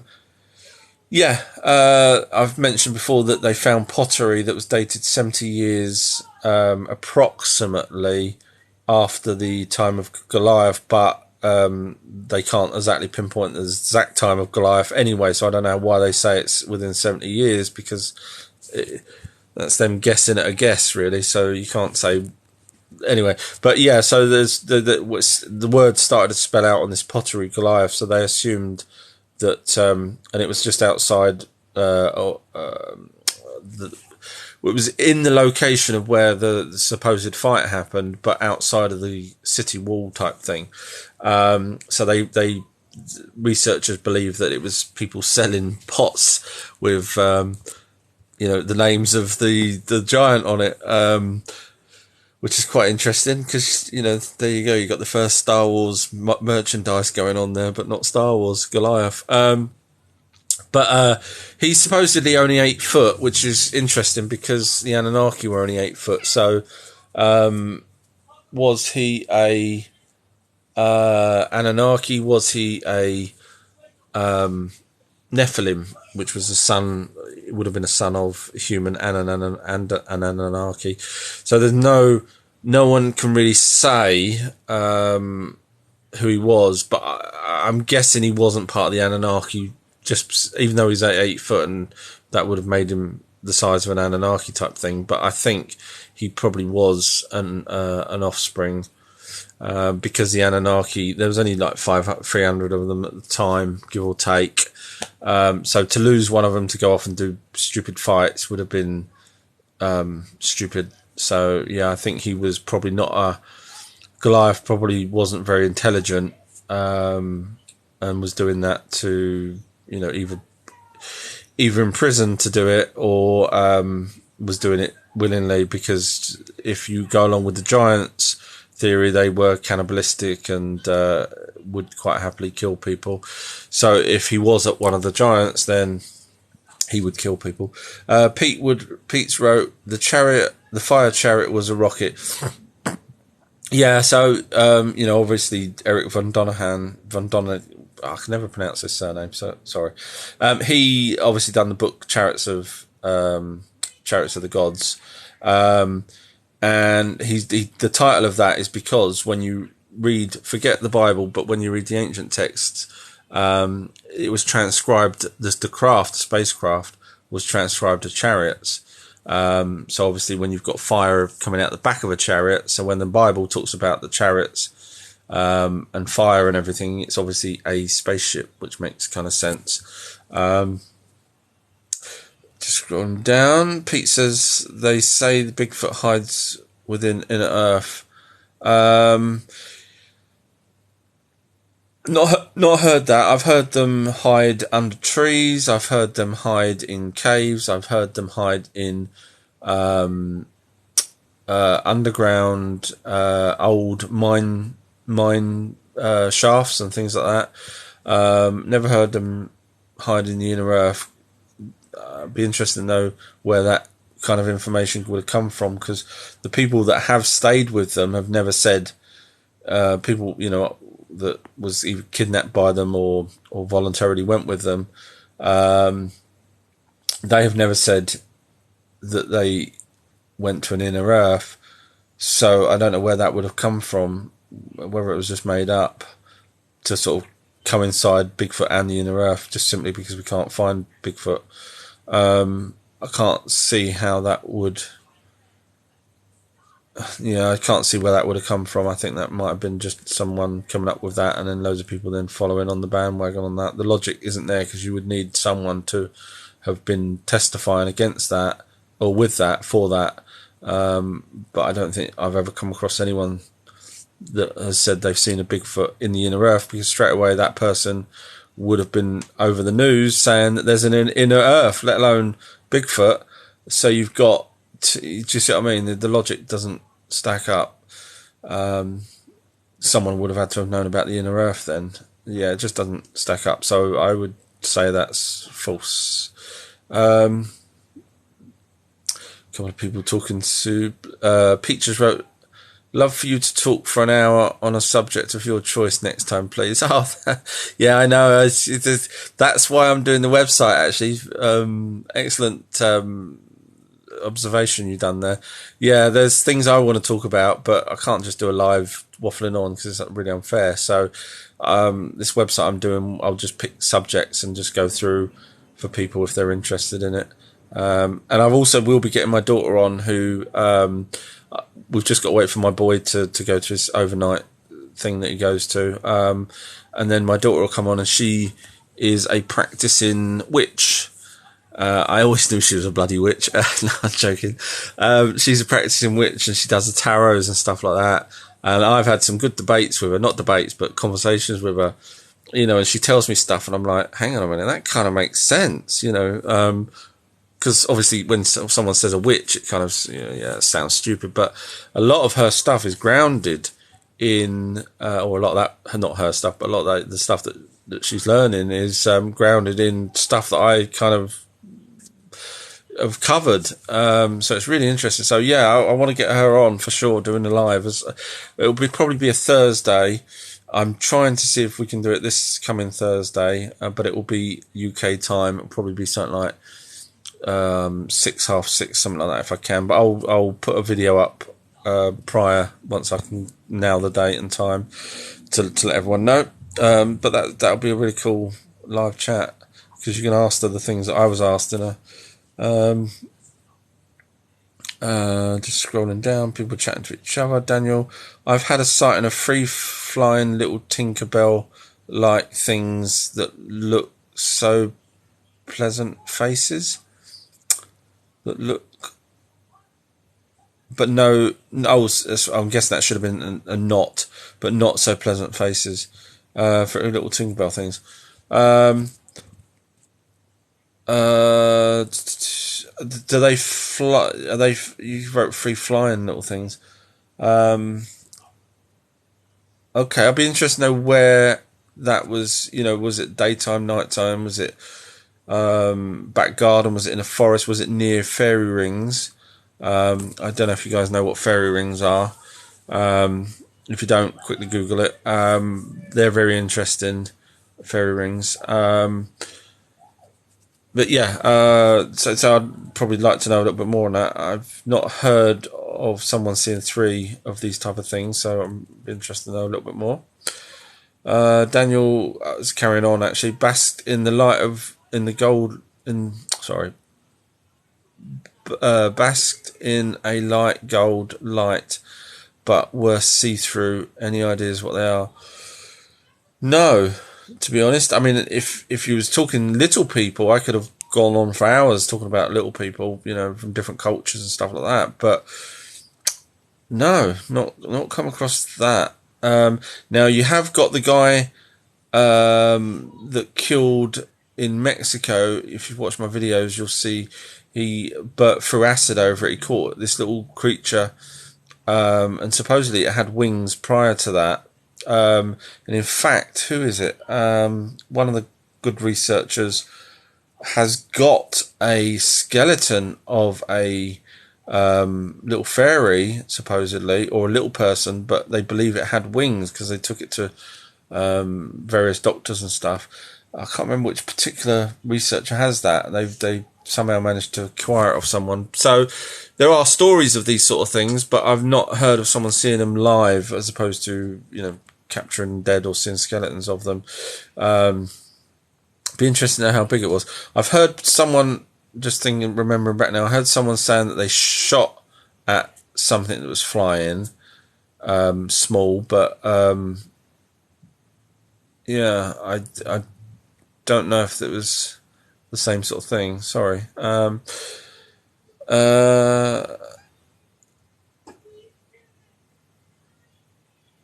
AJ's wrote, we have 7 levels of tribulations before we're allowed to join with a different spirit to reincarnate. I took it that we can reincarnate after the second plane. Not 7 levels, but if you know something I don't, I'm interested to learn. Then, as AJ's carries on, then our operating system is wiped clean. That's what I think happens after the second one, but not necessarily wiped clean. You're pushed back. Otherwise, if it was wiped clean, then you wouldn't have reincarnation. You wouldn't know. So I would never say it's wiped clean. I would say you'd still have. But sorry, just carrying on with your message. Actually, is wiped clean, but we have some kind of spiritual memory from of previous skills. Skills and life, which leads our natural abilities and birthmarks tell us how we died in previous lives. Yeah, I mean, I've sort of covered some of that. So yeah, you're not too dissimilar. Exactly what I'm saying, really. It's just I don't think it's 7 levels, because I think the 3rd level is from my opinion, is the guardian spirits. You know, the what are they called? The Guardian ones. I can't remember the name off the top of my head now. Sorry. OFUX has wrote, "Thank you for answering. Please read Gods of Eden eventually." I wish I freaking had a pen here, because people do say things, and I was like, I do try and look up the stuff if I can remember. But I've got this video here, so I will probably put this on YouTube, and I'll flip through it and try and find your points and messages. Good question from Ragagast. Wonder if that's to do with the same character's name. I think it is, from Lord of the Rings. Anything good worth watching on YouTube? In terms of history or more modern stuff? If it's history, who do I watch on YouTube? Michael Tellinger's just released in the last 3 or 4 days a 2-hour video on the Adam's calendar. I don't know if you know what that is, but it's I think Michael Tellinger is absolutely fantastic. Yeah, just look him up. It may not be your thing, because obviously it's talking about stone circles, but again, it's all to do with the Anunnaki and why they built them and stuff. But and he lives in South Africa, and bear in mind that's where the Anunnaki were. So he's a guide to watch. Now he does have his own channel, but it's subscription for some of his videos, unfortunately. But that, like I say, he's put a 2-hour one up on YouTube for free. So I would recommend going and watch that if you're interested in stuff that you may not even know about. He opened my eyes to a lot of things. Just scrolling down. Lou Diamonds. There used to be an actor called Lou Diamond. What are those silent black helicopters that appear out of nowhere? Silent black helicopters. I've not heard of silent ones. Obviously, the black out helicopters are, the secret military or military complex, as some people call it. But I've not heard of silent ones. I mean, maybe they have now got the ability to be silent, so probably one of the same. I haven't. My research, unfortunately, for the last couple of years has been back on the ancient stuff, so I've kind of missed probably stuff that's happening more recently. I do try and keep up, but yeah, I mean, they've probably got the technology to keep the helicopter silent. So yeah, it would be the secret military police or complex, which is basically the people that work at S4 and at Area 51, those people. So yeah, they'll fly around if they think that there's a UFO or a crop circle or something, they'll come out.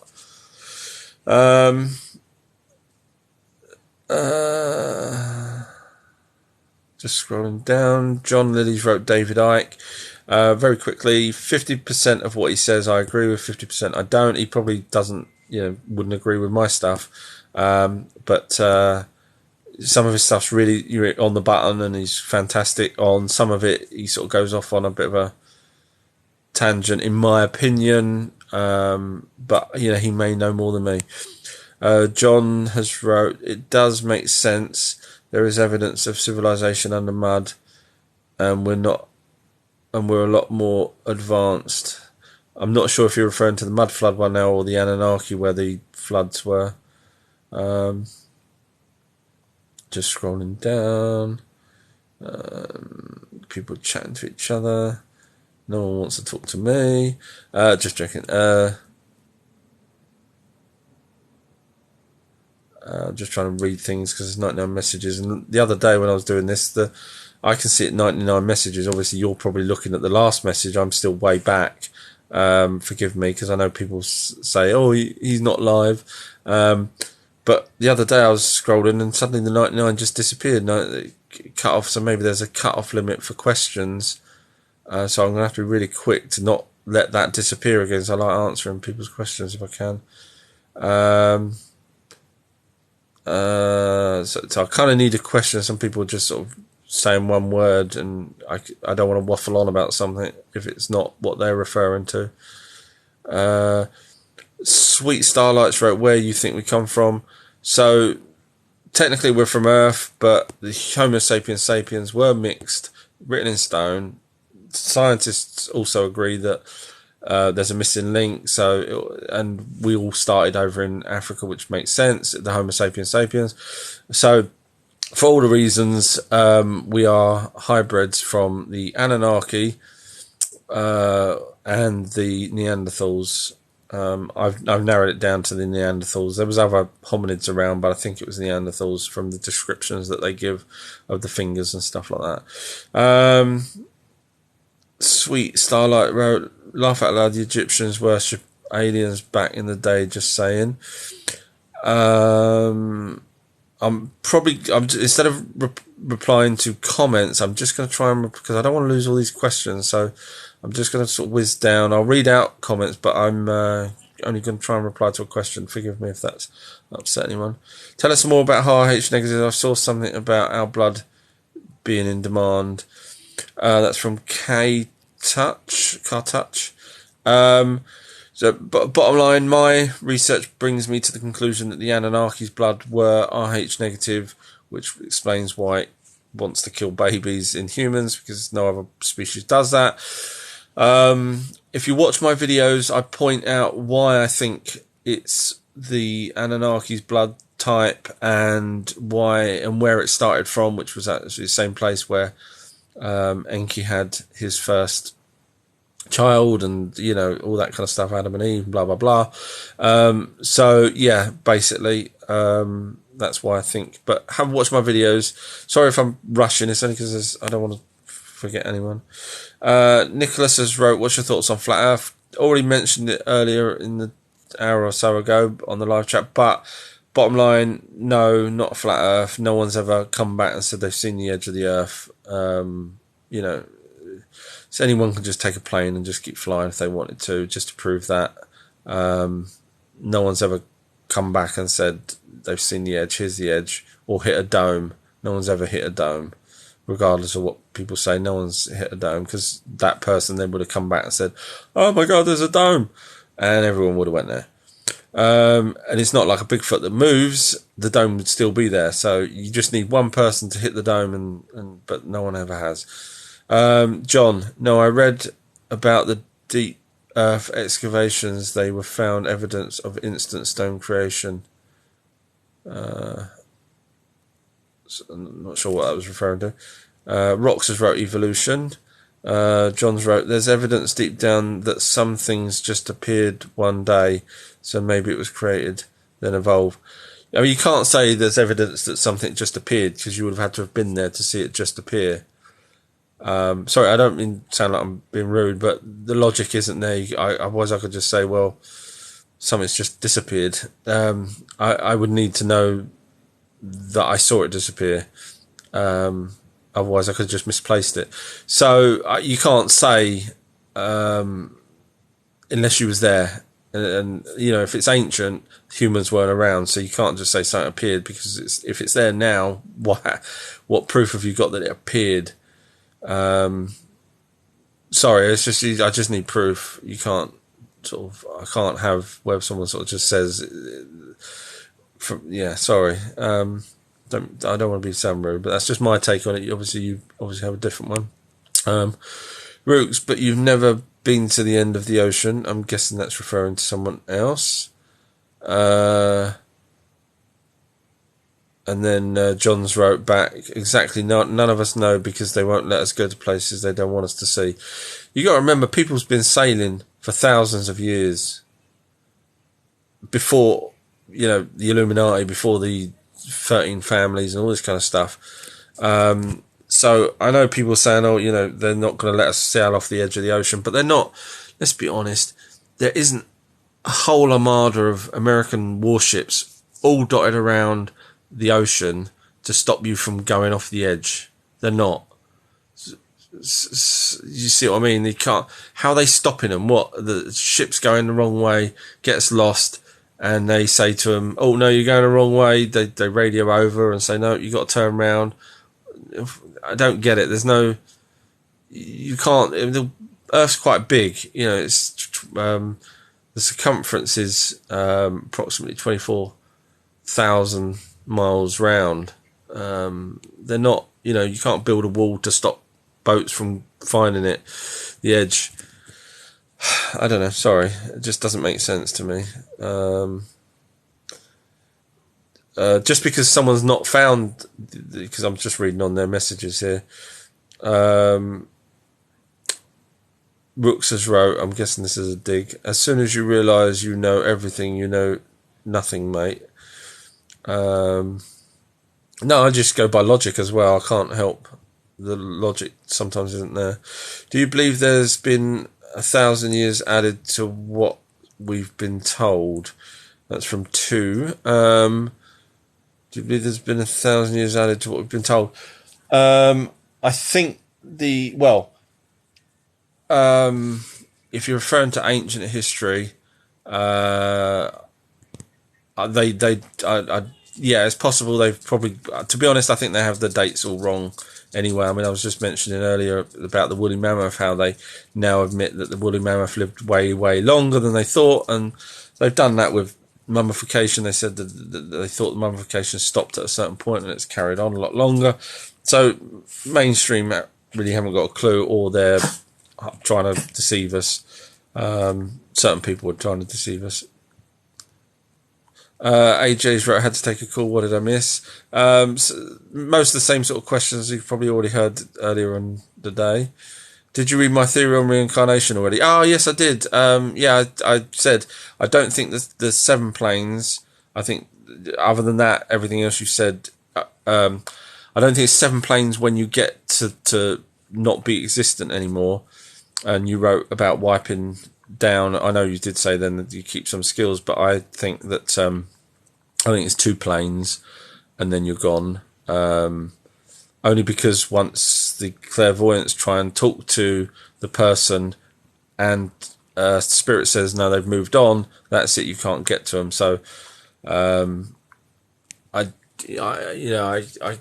think it's probably, it's just my thoughts on it. Not 7, but 2. That's just mine. You might be right. I might be wrong.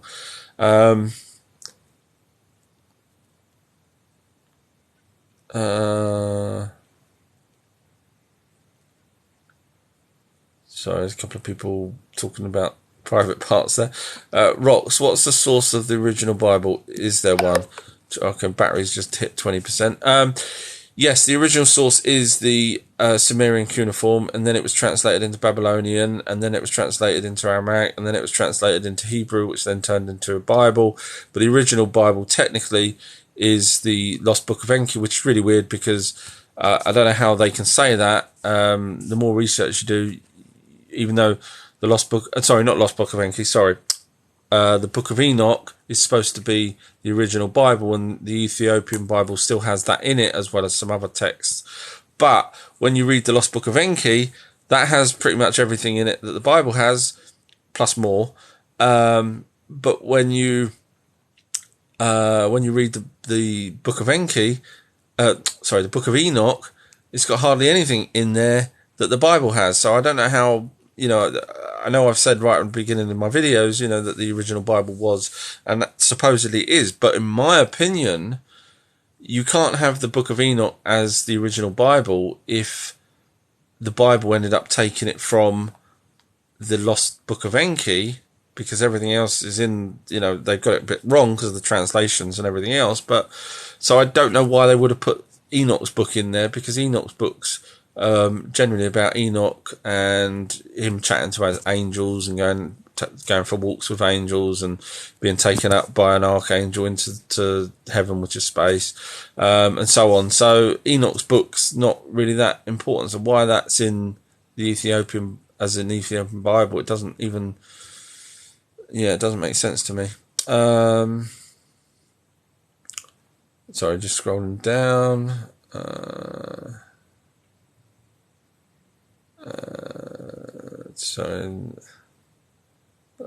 Mr. Inappropriate says, good morning, good evening, mates. Hi there. Daniel's talking about those little creatures flying and disappeared. That's interesting. I'd like to, if you could send me a message or something, I'd like to know a little bit more. I'd like to keep that in my back of my head, just in case something else comes up later on, and I could at least put two, stories together that make, more sense than just one. That's how I kind of work. I try and collate things, so the more I hear, I keep it at the back of my head, and the more I hear of it, I think, right, okay, that's now making it sound more legit. Not saying you're not legit, I'm just saying I like to have as many different takes on it as I can. And it was in night in a woodland area. Okay, that's interesting. All right, I'd like to talk more to you about that if I can, if you wouldn't mind. John has wrote, Google is a tiny fraction of the real internet. Yeah, I would agree with you there. And I heard the other day that people were saying that DuckDuckGo sold out to Google, which is really sad. Root says, thoughts on the thing. Bad. Knew it was bad from day one. Gates of Hell has pretty much already said it. In 1998, you got a guy setting up a foundation for depopulation, trying to work out how to get rid of us. Yeah, depopulation. And then this thing comes along that's killing people, and he says, you know what, I'm going to be on TV telling people to get this, in their arm to save these people that I set up a foundation to try and figure out how to kill. So straight away, that's just one tiny part of it, but that, when people work that out, and, the fact that no one's done any long-term research on what it was, that's just stupid how people have allowed that to happen in their arms. And forgive me if you're one of them, but you don't know what it does to your, you in another year, because we've only had a year of any tests, and you guys are the tests. But what happens if, people have it and they sterilize them, or their kids get sterilized, which is where I'm thinking this is probably going to end up. And I've heard similar. So if their kids are sterilized, then within one generation, the depopulation, the Gates of Hell person was talking about, has successfully done it. But because no one sat there and said, no, I'm not, I've said, no, I'm not having it, because I don't know, A, whether it works, which I knew it wouldn't, and B, that any long-term effects, there's no long-term, and then people getting 3, 4 of them. Hell no. No, I'm not going to ever go down that road. Plus also, when you watch the conspiracy theory show with Jesse Ventura, when he had a whistleblower 10 years ago, said exactly everything that's happened, including the camps, everything this person said has come true about depopulation. So, and I watched that 10 years ago. I used to watch the conspiracy theory show with Jesse Ventura, and I saw that, and I didn't think that was going to happen. Obviously, if it did, it wouldn't be in my lifetime, but it has, and it is. So you can watch the videos on that. So that, when you clued up like that, that person was, apparently she died shortly after the tape got aired on TV. You can probably guess how she died. Just scrolling down, I saw Wake Up has wrote, I saw a UFO flying right over the top of my top of the house in my village. Interested to know what kind of shape it was and how fast. Just scrolling down. Wake Up's wrote, it came in like a helicopter, but with no sound. We could see inside the UFO. Wow. How low was it? It sounds like it was quite low. Jude. Sorry, my little boy's just coming. Break half off. Okay. And I'll have half. Lou Jude has wrote, why have the Anunnaki not come back or advanced humans? First of all, they weren't supposed to enhance humans. That was never their game. The second reason is some of them are probably still already here, like Marduk and possibly Ayana. There's no way they was going to give up there after fighting for 100,000 years plus, or in Marduk's case. Sorry, my boy's just trying to break something. Right, okay, go in your room then. Thank you. I got the body. All right, say bye-bye to everybody. Bye. Good boy. Oh. No, what? This cookie was very hard work. All right, just go in your room. Yeah. All right, see you later. Yeah. So the end goal in the end with the Anunnaki was basically to allow humans to inherit Earth. So they taught us math and astrology and various things, but they weren't going to show us how to create spaceships. That was a big no-no, which is why the Tower of Babel was created by Marduk, however you want to pronounce it. He was creating a sky tower the story goes to reach the gods, but we know it was a spaceship thing from the Lost Book of Enki. And that's when it got shot down twice. Once in the first time, and then later on when they was doing the nukes type weapons of terror that they had, they went and took it out because he was trying to rebuild it. But that was a no-no for them for us to learn that quick how to get to space. So they're not going to sort of come and teach us anything like that.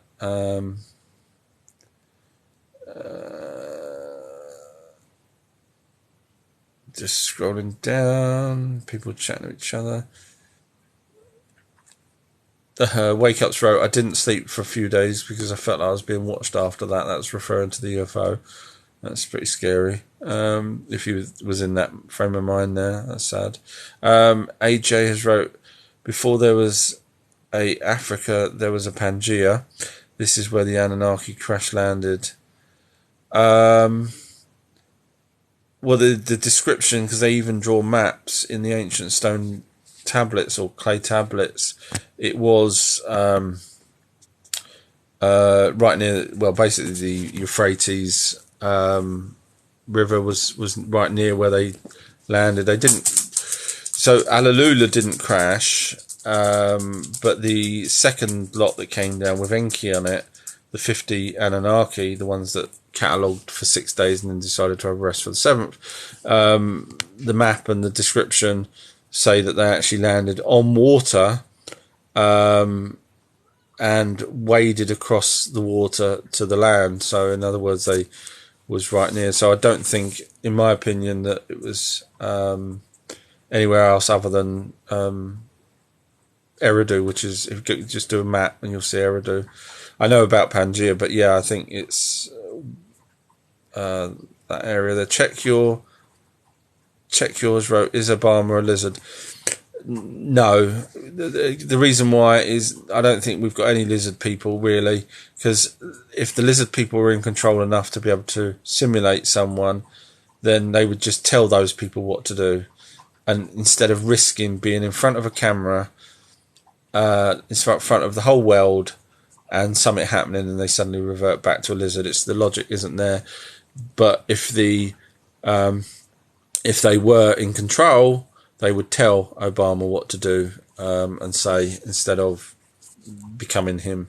So no, I don't think anyone's a lizard. There's just no, I wouldn't, if I was a smart alien lizard race, there's no way I'd turn into a human just to, I don't know, sign checkbooks or whatever. You could just force him to do it in a different way.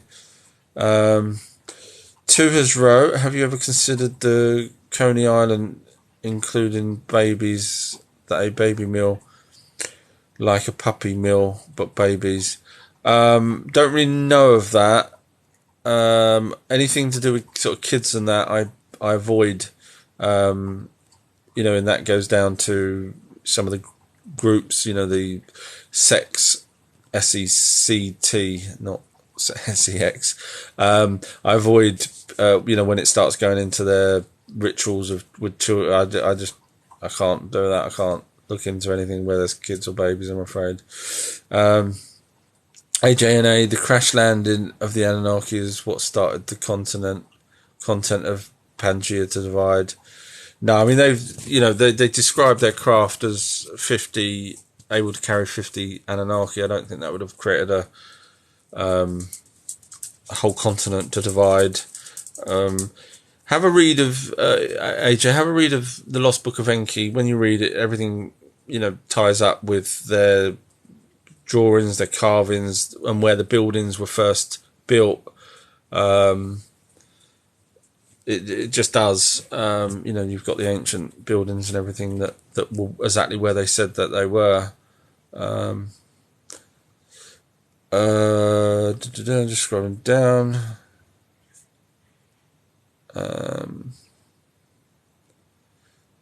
John has wrote, the crystals appeared to be formed instantly rather than set over 1,000 years. This is referring back to, but I mean, how can you say they appeared instantly? They could have took a couple of days, but that's not instant.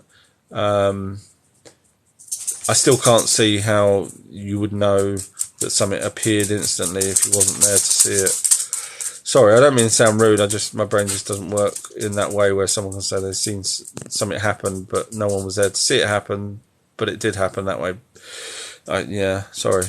Wake Up has wrote, we had no time to take a picture as we was running for our life. I'm in my 40s there. I was in my 40s then. That's the UFO incident. Yeah, a lot of people don't take pictures, isn't it? It's weird, isn't it? Because that's not the first thought on your head.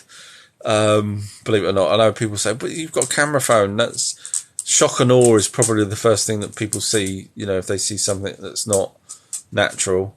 Unless you're a hardened TikToker, where waves coming at you and you carry on filming. And even if you're going to die, you'll still film no matter what.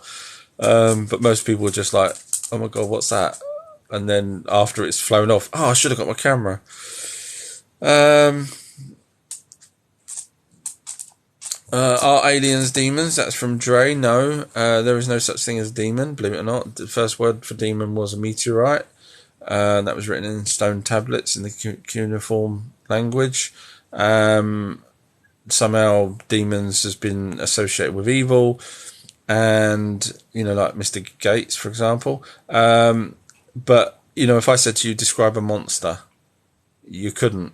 You can describe a monster, but it won't be the same as my monster. The same as demons. There is no demon, because my demon to your demon is totally different.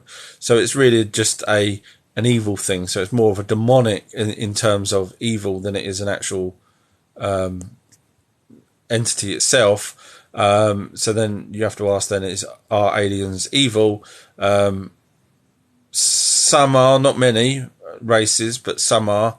And when we say evil, to them, it's not evil if they kill humans. To us, it's not evil if we kill cows.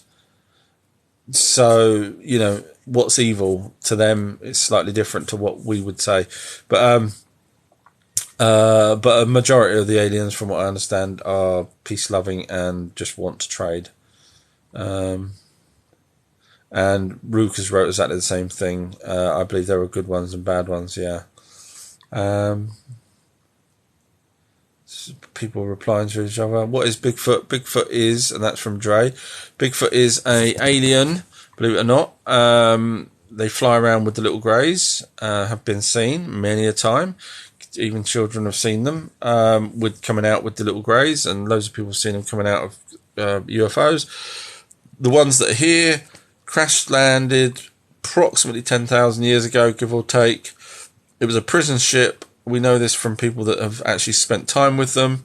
So their ancestors were prisoners. They crashed here. Obviously, no one came to pick them up because they were prisoners. No one cared. No other Bigfoots cared. And over time, they obviously colonized their own little areas, and then they spread out, went to across the Bering Strait to Russia. I believe that they actually crashed in the States, which is where you get some in Himalayas and stuff like that. They're not white; they're still the same colour, even though people seem to throw the old white ones in there. No one's actually seen a white Bigfoot. Yeah, so that's basically what they are. So these ones are stuck here. No one wants to pick them up. None of their own race wants to pick them up. So they're stuck here, which makes a lot of sense to me.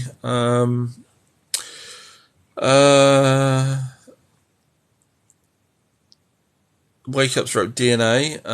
Need a question, otherwise I could waffle on about DNA and then find that that's not what you want to know. John has wrote, Mark Zuckerberg has warned us. You have the video. TikTok banned me for uploading it. I'm guessing that's to do with what's going on in the world at the moment. I think Elon Musk also knows. He's sold up everything. You would only sell up everything. And he was sad doing it. He admitted he was sad doing it. You would only sell up something if everything, for someone that's got billions, you wouldn't need to sell, I need some money. And when he was asked, why did you sell up? He had to pause for a long time and just said, materialistic things, blah, blah, blah. No, he's sold up because he's probably going to end up in one of those underground cities. Because he's a very smart man and he's worth keeping. If I was depopulating the planet, I would keep Elon Musk for sure. Imagine the world in another 80 to 100 years if humans kept reproducing. Yes, I agree with you, but what gives the right to rich people to decide who lives or dies just because they earned money? It's wrong. Thanos had it right, random. Why should they survive and we don't? And some of those are evil people, they do things with kids and whatever else. So I don't think they're the ones that should be left here. Sorry, this is my take on it. John, I have a video of Mark Zuckerberg warning us that the blah blah blah is not safe. I don't doubt that, to be honest. That's my take on that. Oh god, there's still 99. I'm just scrolling down, but there are people chatting to each other. I hope that you guys are still enjoying whatever I'm waffling on about. John has wrote, NASA was formed by 1,000 Nazi scientists, and that was Operation Paperclip, which you wrote underneath. That's true. And then AJ's agreeing, basically, the Nazis, Eric von Bromoth, something I think his name was, wasn't it? Was brought over. Just sort of scrolling down. Okay, AJ's right. Okay, we'll read the Lost Book of Enki, but I take everything with a grain of salt. Absolutely, but when I first read it, after knowing a bit about the Bible, when I realised the Bible had so many holes in it, it probably worked out my brain doesn't like anything that's illogical. I struggled with the Bible, and I just thought this is like, there's so many holes in it. Something's not quite right here. So then that's when I moved on to ancient texts, and that's when I come across it. And when you read it and you know a little bit about the Bible, you're just like, oh my god, it just makes so much sense.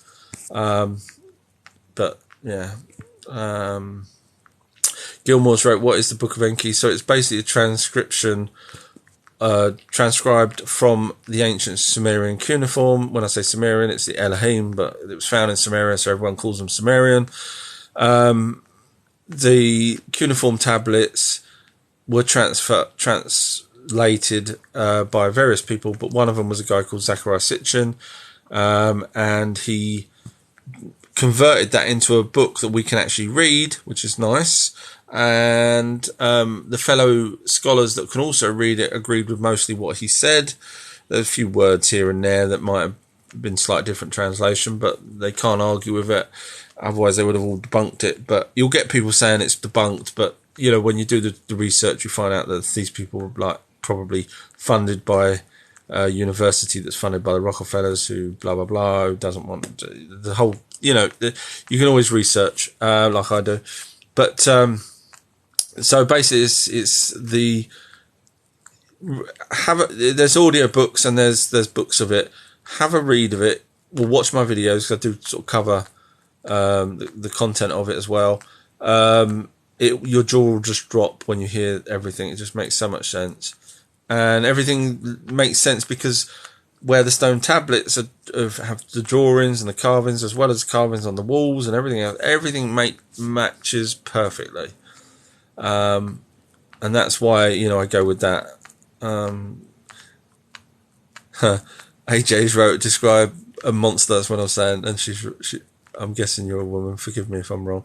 My mother, she wrote, and a demon probably at the same time, I'm guessing, from the way you wrote that.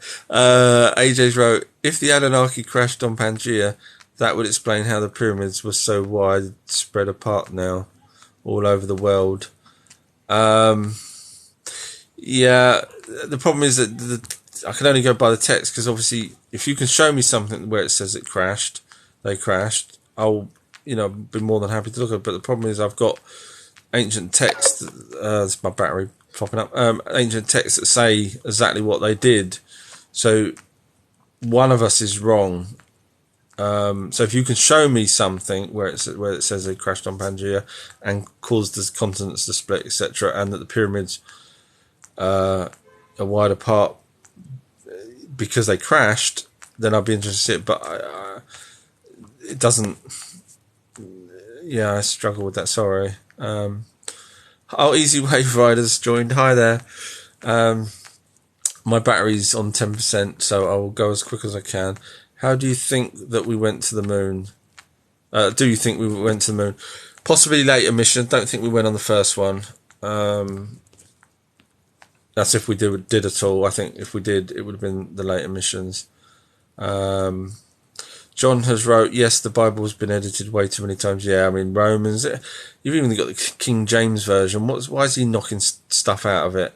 The first Bible, the First Testament or whatever it was, Last Testament, or whatever the first one was, had Enoch in it a few times. And then by the last Bible, Enoch's name's been, I think it's only in there once. So, how accurate is Marvel's Eternals? I haven't seen it yet. I've got a projector, sort of cinema thing set up.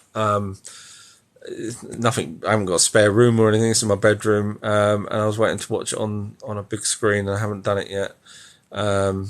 So I can't answer that, I'm afraid. The only reason why I got a projector is because I do films and stuff, but I mean, you can buy projectors quite cheap these days, and I've got a screen that comes down remotely, but it was only 100 and something quid. It's amazing how cheap these things are now.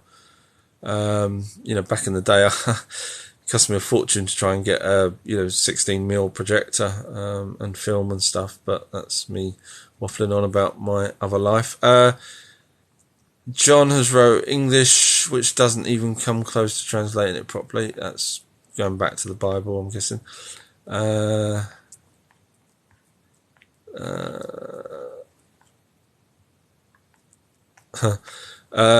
Triggers wrote, what about the Tartarian nation? Were they all gingers? I can't answer whether they were or not. I still I struggle on the Tartarian side of things, as it's like saying Lemuria and things like that. There's nothing out there for me to grasp onto to say 100% that that they're what we believe them to be. History has been changed by many people, as you know.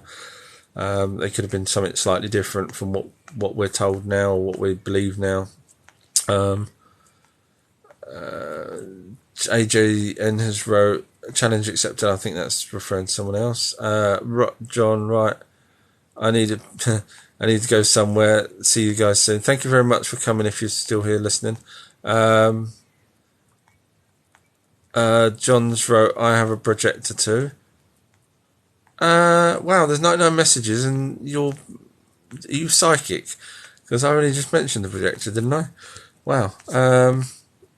And there's 99 more messages to go. That's amazing. Brandon's saying that, do you feel like that we faked the first moon landing? Yes, I do. Yeah. yeah, I haven't got the time. The battery's dying, but yeah, there's lots of reason why I personally think. Triggers wrote, anywhere that this can be proved outside of text. I'm guessing you're referring to the Anunnaki. Well, the stone carvings, and the texts obviously talk about planets that we didn't know about until after the text has been found. So that's pretty conclusive, in my opinion. You got the stone carvings, then you obviously on the stone carvings. I know we're going on about them, but they draw maps of locations where they were, and the buildings were there and still there, ancient buildings and stuff like that.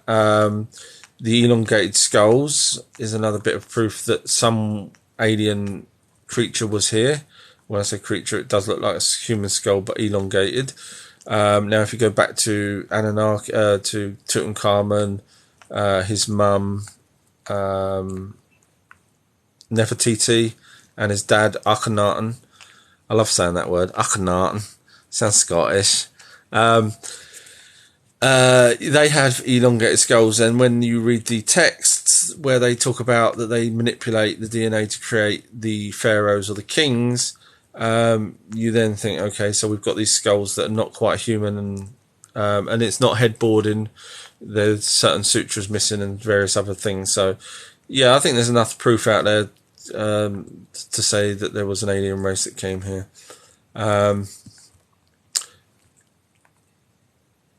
Easy Wave Riders wrote, I heard NASA never disclosed and said lost a lot of the moon flight data. Yeah, I heard that too. What do you know? Peaches wrote, what do you know of George Smith, the translator? Very, very little, I'm afraid. I'm just sorry if I'm being quick. It's just I think 7% it says and 99 messages still. Stanley Kubrick did it. Yeah, I believe that too. That's the moon landings you're referring to. AJ, I wrote challenge accepted to my theory on Pangea. Oh, right. Okay. Yeah. If you can show me something, but, I can only go by the tablets, I'm afraid. But if you've got some other thing, I'd be more than happy to look at it. The 99's gone again. I said that. Unless there wasn't 99, in which case that's why the projector comment. Brandon's right, I love your videos, thanks. Oh, thank you. Okay, well, the 99's disappeared, so I don't know whether there was 99 or not. But they've disappeared, and so I'm guessing I've caught up, and I've got 6% left on my battery. So I'll use this time now to, as they say, let you go. Go and have a nice evening. Forget everything that I've said, especially about what's coming up in our near future. Try and enjoy yourselves, and hopefully we'll win the fight. And I will be doing a website, so or I am doing a website, so it's just not quite done yet. So I'll give everyone links, and then they can go find my videos a lot quicker and easier. So thank you for everyone asking some excellent questions as always. What is in the future? It's the not good stuff that's coming. I don't want to end on a sour note. Daniels, thanks for all your insights. You're more than welcome. Again, I always say, everyone go research yourself. This is just my take on everything. I might be completely wrong. Thank you for hosting. See you next time. George Smith translated the flood text. Okay, so right. Shall I start spending it? Laugh out loud. Start spending. I don't want to end on a sad note. Sorry. So I'm going to shoot because it's still 5% now. So I'll let everyone go. Thank you for the hearts. Thank you, everybody. And I'll catch you all soon again. Thanks, guys. Bye. Bye.